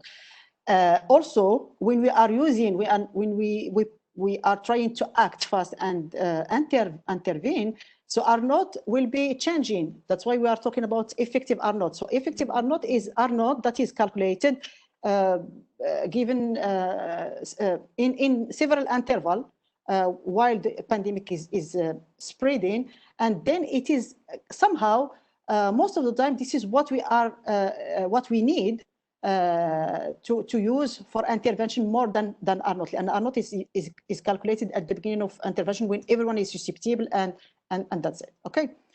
So the relationship between R0 and RE, effective E, is linear through a certain W that we call it, that will represent actually the percent reduction in R0 due to some intervention. So now closing this chapter that talks about the model, etc., etc. So we try to come up with some kind of using the CDC data, WHO, and also Worldometer data about coronavirus. We try to use this model for several countries, particularly for Qatar. So we succeeded in estimating parameter like, for example, time at which the epidemic started. If here, for example, -13. For Qatari population, we have the date, it was 29, I think, February. So here it means that we have to go 13 days earlier about so it means that the first person who have been infected probably it was 13 days earlier, but just because of the incubation, because each virus has an incubation period, and usually the incubation period, it goes between 1 day to 14 to even 20 days. There are studies that says that there are 21 days and even more than that. We estimated also the transmission rate. So this is also a very important rate that give us the transmission rate of the infection. For Qatari population is equal to 7.68 power minus 8. To compare this with the Wuhan transmission rate, it was 5.45 power minus 8. Just so it's a little bit close to each other, and all the other parameters that I will not talk about it. R0 at the beginning was a little bit high. It was between 2 and 3. And why I was talking about the uncertainty at the beginning, just when you are calculating R0 using 1 week data or 15 days data, there is some kind of change that we can see. So this is something that I will not probably focus on it, but this is just to show that the transmission rate, similarly as the R0, they are all a function of the in-reported case that I can summarize by new2, the removal of unreported cases. So that's why it is very important to specify those. So I hope I am not going beyond the time limit, but it's very exciting. So just manipulating those equations, we come up with some kind of summary of the accumulated reported case using exponential case. So I will not go into the detail. And how did we estimate? This is just talking about numbers. How did we estimate all the parameters that are involved? We had two choices. So this, I'm talking now about the tools, about the statistic behind it. So if we know that if we have an exponential function, one easy way, and this is also to get rid of, it helps us to get rid of the uncertainty. So an easy way to calculate those parameters is to apply a logarithm function to the cumulative function, which will bring us to a linear equation that is of that looks like y equal a plus bx, intercept and slope, and this will help us to estimate parameter of the cumulative exponential function. Those parameters that I will call here C1, C2, C3, I didn't highlight them, will be very important in calculating all the other elements that I am looking for. The other part, which was very also interesting to look at, is I used an algorithm that is available in R that give me a straightforward the estimation of the parameter of the cumulative function, exponential one. So what I did, I just combined to be on the safe side, I combined the approach from the linearization to the approach of estimating the parameters in the exponential function in R, and I took a little bit an average, which give me all the numbers that I needed. So this is just roughly speaking. You don't have to look at different number, but just to show you that the modified SR model was very good. It gives us estimation about all the parameters that are necessary to use to estimate R0 for different countries. So I calculated that for all the GCC country, just to have an idea, and also I added Europe, France, and Italy, and also New York. So this graph, or this three little graph, it summarizes the cumulative. It summarizes actually two outcomes. It summarizes during the 51st days, the cumulative number of cases of the coronavirus in Qatar, in Emirates, and in Saudi Arabia. And also it gives me an estimation of the asymptotic or unreported case, which is, you can see it's not flat, so it's a number that is of importance here, okay, using, you know, our tools. So at the end, while once we finished calculating all these parameters, then we estimated R naught and effective R, for example, for Qatar, and looking at this curve, we can see that actually the action that was taken by Qatar, starting from remote working, school closure, social distance, park and beach closure, until the second phase, that is face mask, and then the third phase using احتراز vehicle was very, very efficiently. And we can see that the effective R was actually decreasing from a high of 3 to 1.90 to 1.25 to 0.95 as of June 4th. And this is how the decision is made for the opening. So if I want to read briefly, and this will be my end note, is that when you using this, looking at this reduction, how can I quantify the intervention that has been done by Qatar? So if I look at this just simple graph, so what is our objective is to bring RE below 1. So what does it mean? Since my RE was between 2 and 3, and it was put down below 1, it means that the intervention that we have used 50% intervention to bring RE below 1. And this will open or will link us to what Fadwa and Abdilah said. If we want to go on with the normal life during phase 2, phase 3, phase 4, using the same policy of intervention, it is working in reducing RE to 50% value. But if we want to keep that value below 1, using the smart surfaces in the future, will even bring RE or keep bringing RE to a very low number, and then we can just you know, live a normal life. Of course, being serious about wearing a mask when it is needed, being serious about who will go to the hospital, who will go to the mall, etc., etc. So with this, I think I was done with my presentation. There are a lot of slides that I didn't include just because I don't want to confuse you with too many equations and many values, but I will be happy to take your question. And I thank you very much for listening to me, and thanks for Dilras. Thank you, Dilras, for connecting, you know, the three of us to have a very nice flow. I also like to thank Hiso and Tayyib, because they have been also instrumental in helping in improving my slide quality. Thank you. Thank you so much, Dr. Halima. Before I let you go, and we have, you know, we open the question and answer session, I have a quick question for you. Is the speed of coronavirus spreading in Qatar faster or slower than other countries currently? Currently, no. But at the beginning it was. If we look at the curve at the beginning, it was a little bit flat. Not flat. It was a little bit increasing slowly. But during I think between April and May, the curve was a little bit. The slope of the peak was a little bit very important. So and I think this is because it makes sense, because as we were talking about the intervention, so the intervention was not a complete lockdown. It was not a complete, even at that time, there was not a complete mandatory wearing of the mask. So we have been asked to stay at home, school be closed, but still we can go do our grocery things, we can go to the hospital, etc. And the mask was mandatory. That's why it was a little bit very serious at the beginning, and then after that it became decreasing slowly. Okay, okay. So thank you so much for that answer. Can I ask our other panelist, Dr. Fadwa and Dr. Abdulila to please switch on their cameras and mics, and we will jump straight into the question answer round.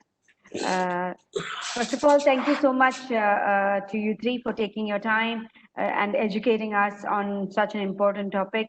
Like I said before, this is a unique project in the fact that it is a collaborative effort between the three research institutes under Hamad bin Khalifa University, which is us at KIRI, QBRI, and QCRI. So I will jump straight into the questions. Okay, I'm going to start with something maybe a little simpler and something that I've also thought about. Obviously now that summer is here, holidays are here, and usually we'd be traveling. This year we're not. But how about things like staycations and swimming pools and things like that? Is there still a case for concern? Are beaches safe? Can swimming pools be considered safe at any point in the near future? What do you think? Who would like it to go? Maybe Dr. Abdulila can start. Yeah. Well, so far, I don't think we know a lot about this disease. And I think that to be on the safe side, for the swimming pools, I would not send my kids to swimming pools, and I'm not gonna go to a swimming pool. For the beaches, I think if you can stay, you keep your distance. Don't go to crowded areas. Maybe swimming is less risky than in a swimming pool. Okay. But still, you have to wear your mask and make sure that you are not in a crowded area. Is what I say. But as I said, we don't know a lot about this disease, and we don't know where it's going. Yeah, that I think that's been the reiterating theme that we've had across from all of our scientists, all of the webinars. Please, take precautions yourself, wear your masks, maintain social distancing. There is no shortcut here. You have to take care of yourself, and that's key. So now, since I have you, Dr. Abdulila, I have another question. So hydrogen peroxide, or H2O2, is toxic to human health. So how wouldn't higher indoor concentrations, on surfaces, or using it for cleaning and such, be harmful for us, especially like the skin and the eyes? Wouldn't it be higher indoor concentration be harmful? Yeah, it is. The H2O2 is toxic, but only at high concentrations. But the concentration we are proposing here are very, very, very low. So the risk to humans, this is what, the truth is that we still need to do some experiments, and that's what we are planning, to try this H2O2 different concentrations on some skin cells, for example, and see what would be the effect. But I think that at the concentration we use now, we are proposing and concentrations that have been tested on microorganisms, there is no risk for humans. They are very small concentrations. Okay, so that's good. I definitely feel safer after hearing that. Questions to all three of you. But before that, also congratulations to the team. Congratulations to Dr. Fadwa and her team, and the Energy Center at KIRI for winning the Cluster Award from Qatar National Research Fund. Based on that, now, can I ask, what are the next steps for this particular project that you three are working on? Maybe Dr. Fadwa, you can start that answer. Yeah, definitely, yes. Thank you, Dilras, for bringing that to the table. So yes, definitely. So we are thankful to the Qatar National Research Fund, who we at KIRI we have been awarded the MPRP cluster cycle 12, led by Dr. Abdelkarim Mohammed. And we are actually, as a team, collaborating within the first project that I'm leading. In looking at aspects that are complementary actually to what we have started together in this project. So the main idea is that we will be looking at materials that have the ability to capture CO2, But at the same time, those materials need to be safe. They should not be actually promoting the growth of microorganisms. And this COVID-19 crisis, and this project that has been actually initiated and supported by Energy Center, KIRI, QFRDI, and Kisera and Kubera also really give us an advance in terms of what we can do in that cluster. So definitely, I mean, we are continuing along this direction, but with application for materials that have the ability to store CO2. Okay. Any other additions, maybe from Dr. Abdulillah, Dr. Halima, to this response? No, I think for. Okay, can go ahead, Halima, if you want. No, I just want to, compliment also Fadwa and about this initiative, about this cluster. So when we applied or when we were asked to be part of this cluster, at that time there was no COVID. So it was, but we were lucky that the aid that we were putting together under Abdulkarim's leadership and Fadwa, it flows nicely, not easily, because it's a lot of work, but it flows nicely. So that's why, as I said at the beginning, at the starting of the COVID, it took us like almost we are working on this intensively every day. Leaving everything that we do during our research, we put this together. It took us 4 months to come up with this very nice idea. So it's a pleasure. I mean, to tell you the truth, it's really a pleasure. I had the experience to work with Fadwa for 3 years. It was always a pleasure to work with her. And Abdulillah also, we are working right now, and since 2 years ago, we were working on diabetes, a project. So it's always a pleasure. So when you are getting along, anything that you can touch, even if it is challenging, can come up to something of interest. That is true, Dr. Abdulillah. Yeah, I mean, for the next steps to do for this project is to hopefully, I mean, we have started going back to the labs now, although in phases. But the next step is really to go into the labs and do some real experiments, because all what we have shown for the moment is theoretical. But now we have to go and test, let's say, for example, the H2O2, different concentrations, different microorganisms. And in KIRI, they have to come up with some materials. We have to test it, whether it produces that concentration or not, and then test it whether it kills the this kind of things before. This will be the next step. Yeah, I think to get real data. Yeah, I think all of you and all of the scientists that I work with at KIRI, they're all eagerly waiting to get back to their labs and to the place where they feel more a sense of belonging and to get there and do hands-on research work. We are tired of staying at home. All of us are in the same boat, but I found scientists are even more so excited at the prospect of going back. Okay, so since we were talking about the cluster, I have a question to you from the man himself, the star of the show, Dr. Abdulkarim Mohammed has asked us a question. So he says that Hong Kong researchers have already developed an antiviral coating which provides 90-day protection against COVID-19. So this research, they took about 10 years to come to a conclusion and to develop what they have now. How do you see the timeline of your current research? Maybe I can take that one. Sure.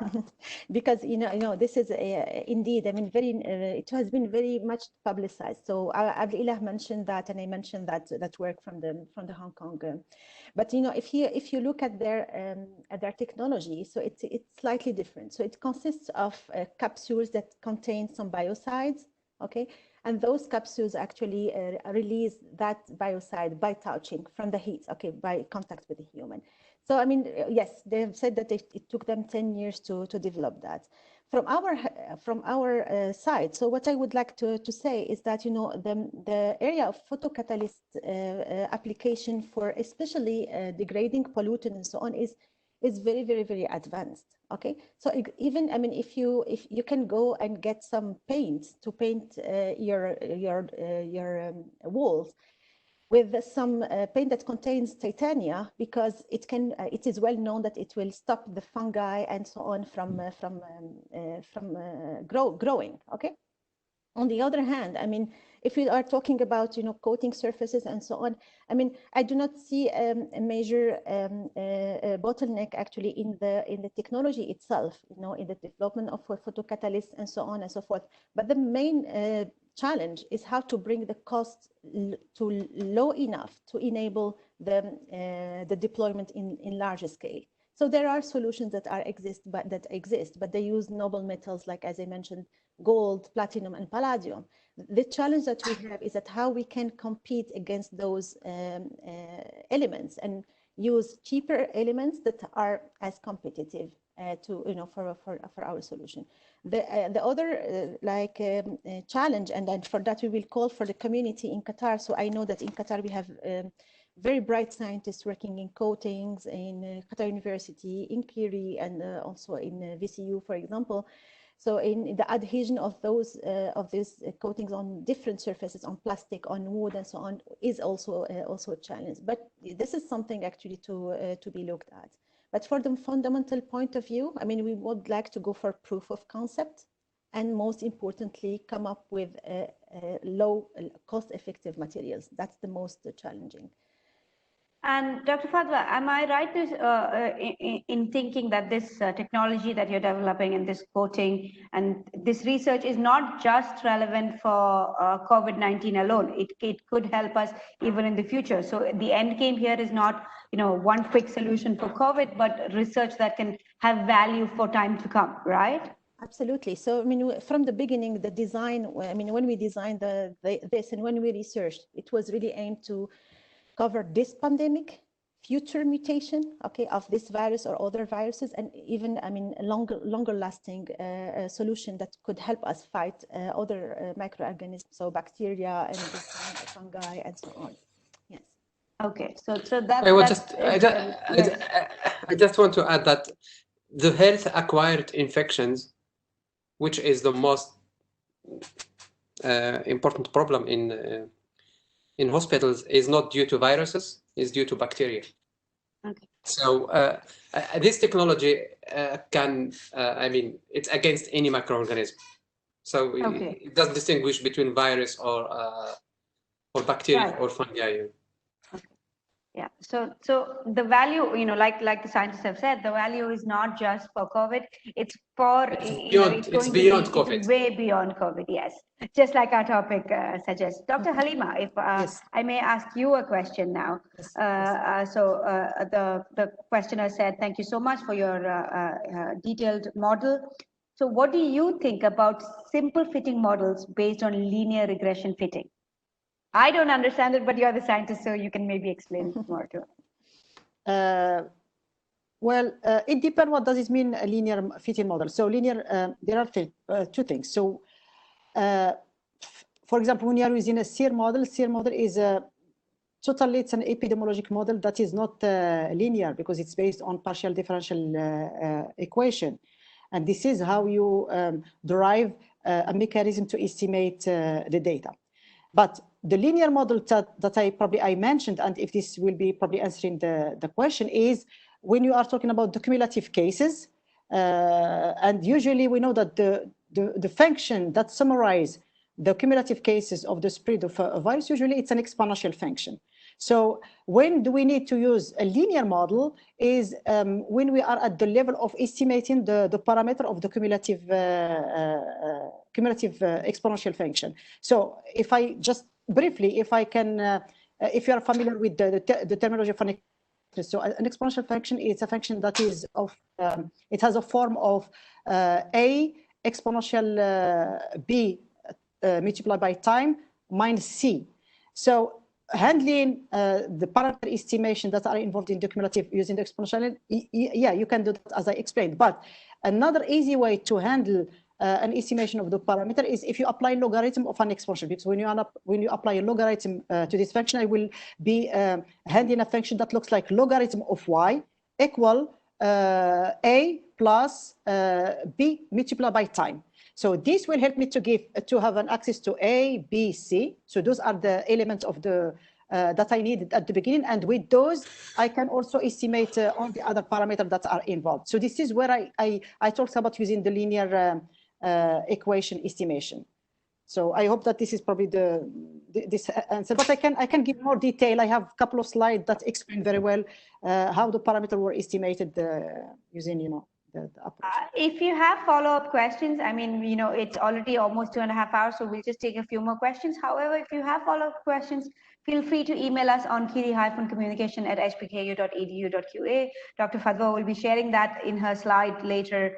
So if you have any questions, you can always ask us by email, and we will be very happy to connect you to the scientists to answer the questions further. Dr. Abdullah, if I may come back to you now.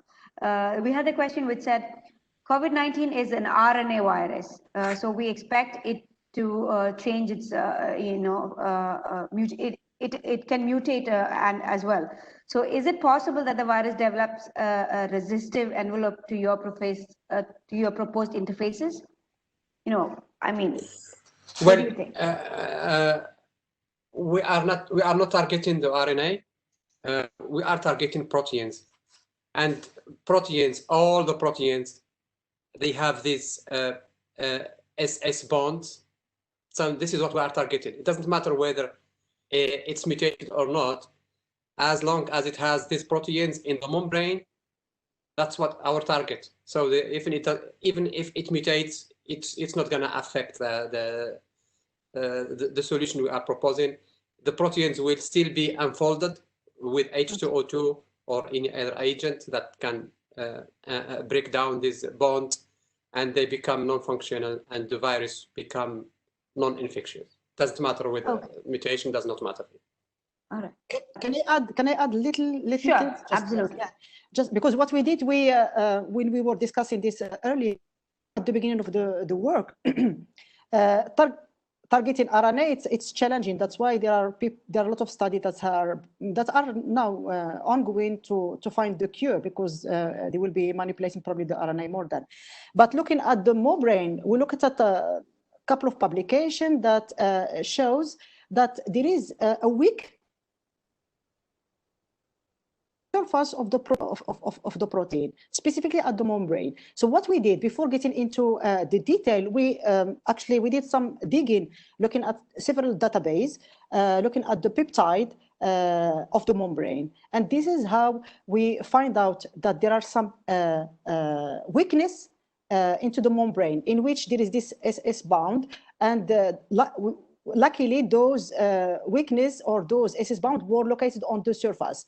And what Al-Ila said and Fadwa explained very well, because we know the structure of the protein it is binding because of those mechanisms. So if you target a place on the surface and you entangle it, so or find a way to not have it linked, that's harming the protein and then harming the virus. That's the strength of the approach.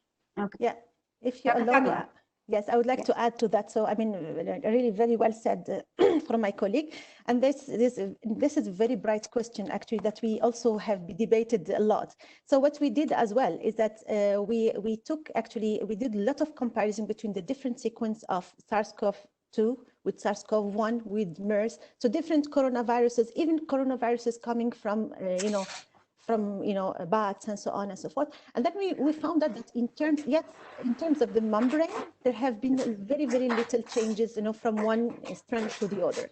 So then we concluded that, if there is any mutation, it might affect the spike or the DNA, but the membrane will most likely take maybe tens of years to change a little bit. And even if it does, I think that it cannot actually resist to what we are proposing, because the solution that we are proposing can attack any protein and deactivate it and so on.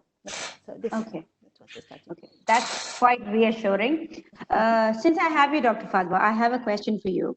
So, there is the constant debate on how long the current virus, how long COVID-19 virus can survive on different surfaces, be it plastic, be it wood, be it metal, but there still is no clear consensus on that. I mean, different sites and different researchers say different things. So do you think the environment, for example, outside versus inside, matters more than the surface itself? So does it matter if it's a table indoor versus a table outdoor? What are your thoughts on this? Oh, okay. Yeah. So, the differences that we are seeing from one place to the other really depends on the conditions under which the test has been undertaken. So if we are talking about different temperature matters, the light matters, and also the relative humidity matters. Okay, so then this directly takes us to the conclusion about whether why there are differences between indoor and outdoor.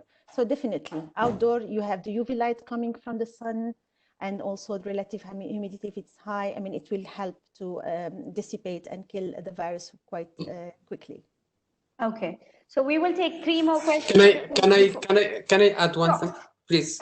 Maybe you haven't heard about this, but the Minister of Public Health has a project right now. I think they already started collecting samples from environment in different places in Qatar, from outside, from inside, and they will be looking at the presence of COVID-19, and they will tell us which places are more contaminated because we don't know exactly what's, as we said before, this is a new disease. Not much is known about this. I mean, thank you so much for that update. I think that's very important to know. As somebody who's living in Qatar and calls Qatar her home, all of us would be more interested in data which is directly from Qatar, as opposed to international data. So that's very exciting to know, and I will definitely be keeping my eyes on the newspapers for that report. One quick question. Yes. Can I add one second, probably? Yeah. Absolutely. Just about, since you asked about the temperature.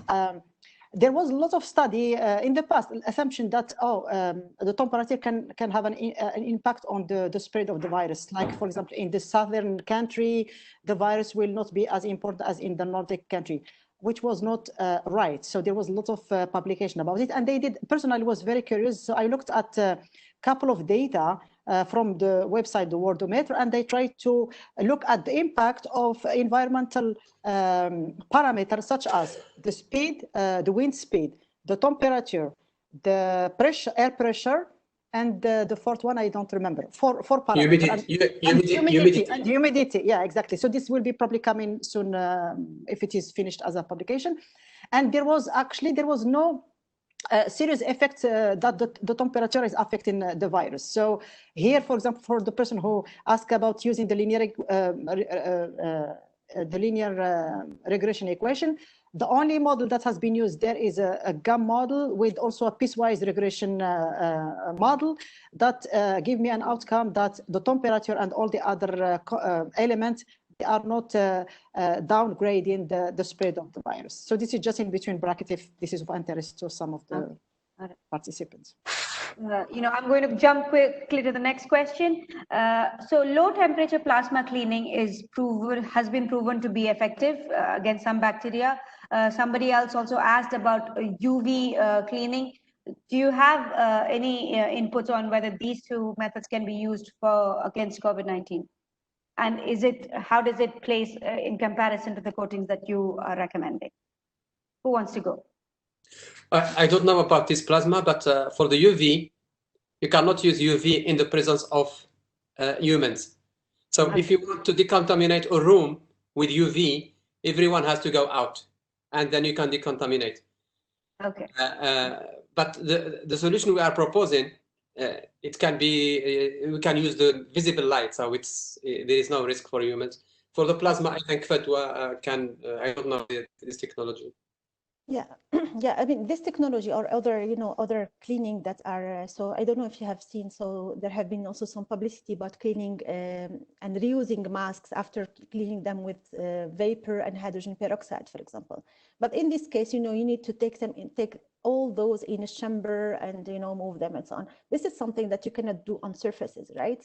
So these are things that would be very, very efficient to disinfect moving objects. But for surfaces that are high risk and so on, there's nothing you can do. You either use regular cleaning like spraying and all the time and so on and so forth, or you opt for applying more longer lasting disinfection method like these coatings for example. So these are complementary, I would say, methods. So each of them has a niche and an application. Okay. Yeah. So next question. So the aim of using photocatalysis is for indoor application, but the mentioned material is working only under UVA radiation. How are you planning to overcome this? Okay, maybe I can take this one because this is a question we have debated a lot. So when I mentioned titanium dioxide, yes, indeed. So it's a material that works under UV, so it absorbs UV. But I mean, there are several other oxide materials that can be functionalized and could be actually doped and so on to be able to bring their band gap and to be able to absorb in the visible range.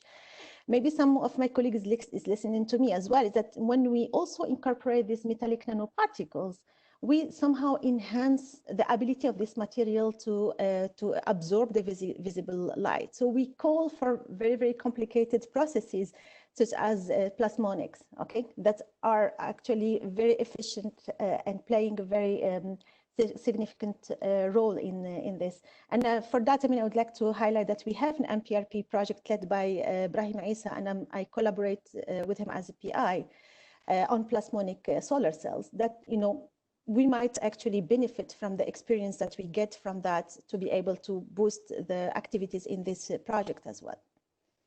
So I would say that there are limitations, but there are a lot of solutions that are already developed that we can benefit from, that we have actually. Okay.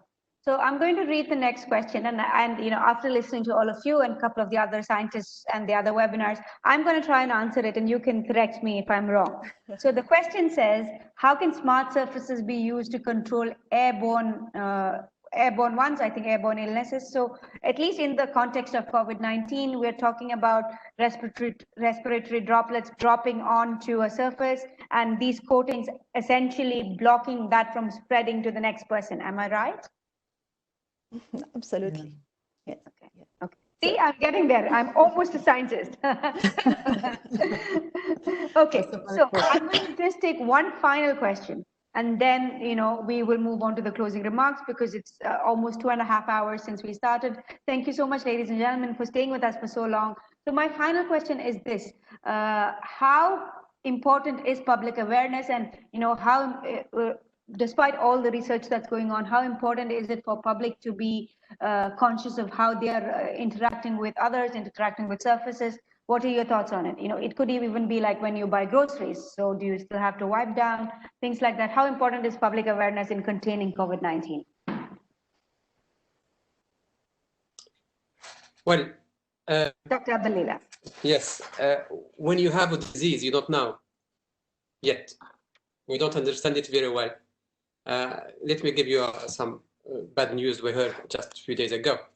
In the United States, they reopened. We now see young people with more severe COVID-19. So in the beginning, we thought that only old people with chronic diseases that can be affected, but now we get young people with more severe disease. So we still have a lot to know about this disease. Therefore, people have to listen to what the authorities are saying. So we have to make sure that we protect ourselves. I mean, the authorities are doing their job, but we have to do our job as well. Exactly. I think we all agree on that point. I will let Dr. Fadwa open her presentation. Meanwhile, we have a very exciting question, which is not necessarily a question, but it was how can, it was from a partner university. How can we collaborate with you? Please email us at KEERI-communication. That's KEERI-COMMUNICATION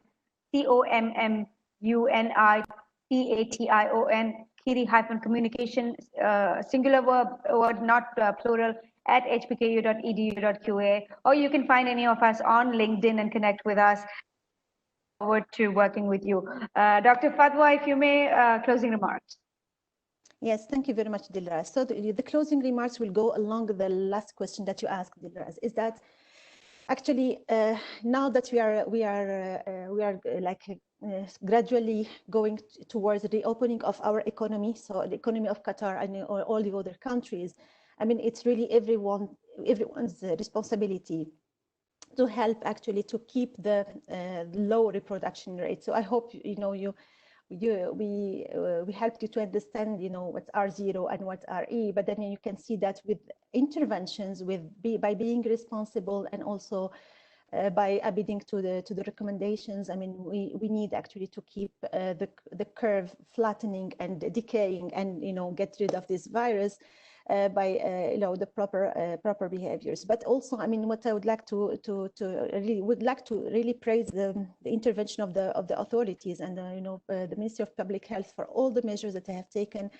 And I would like also to highlight that it might be actually really worth to invest in prevention methods such as these smart surfaces, because they would enable us theoretically, to maintain long-lasting interventions to provide the baseline protection against mutation, seasonal flu, bacterial infection, and so on. So this is a kind of intervention that we could have on permanent basis, that we are hoping that would help us to see the economy of Qatar prospering. And we're all also, I mean, to be honest, we're all looking forward also to having the World Cup held in Qatar in 2022.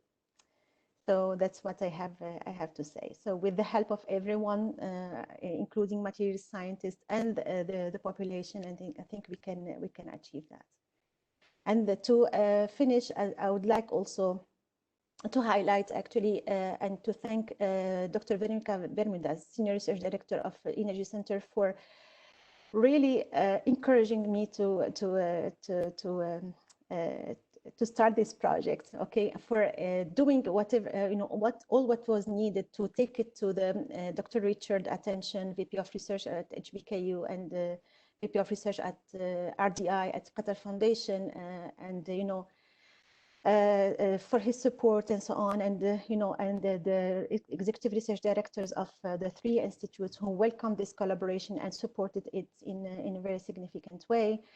I would like also to thank my colleagues, research program directors at the Energy Center at a very early virtual morning coffee, where we were discussing about our respective COVID project and so on, and several other colleagues that have contributed and helped with the fruitful discussion.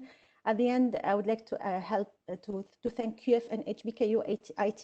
So without the investments of Qatar Foundation in a very strong IT system, we wouldn't have been able to do this fantastic remote work, and to be able to connect and so on and so forth. Dilras for the support and communication, and also HBKU communication for the very insightful help. So that's what I have to say. Thank you so much, Dr. Fadwa. Thank you so much, ladies and gentlemen, for joining us today. This is the end of today's webinar. We've taken almost 2.5 hours of your time, and we are absolutely grateful for your time and for the value that you give us at Kiri and at Hamad bin Khalifa University. We look forward to having you at our next webinar. Of course, you will hear from me when we schedule it, and we will see you then. I am concluding this event today. Thank you so much and have a great day.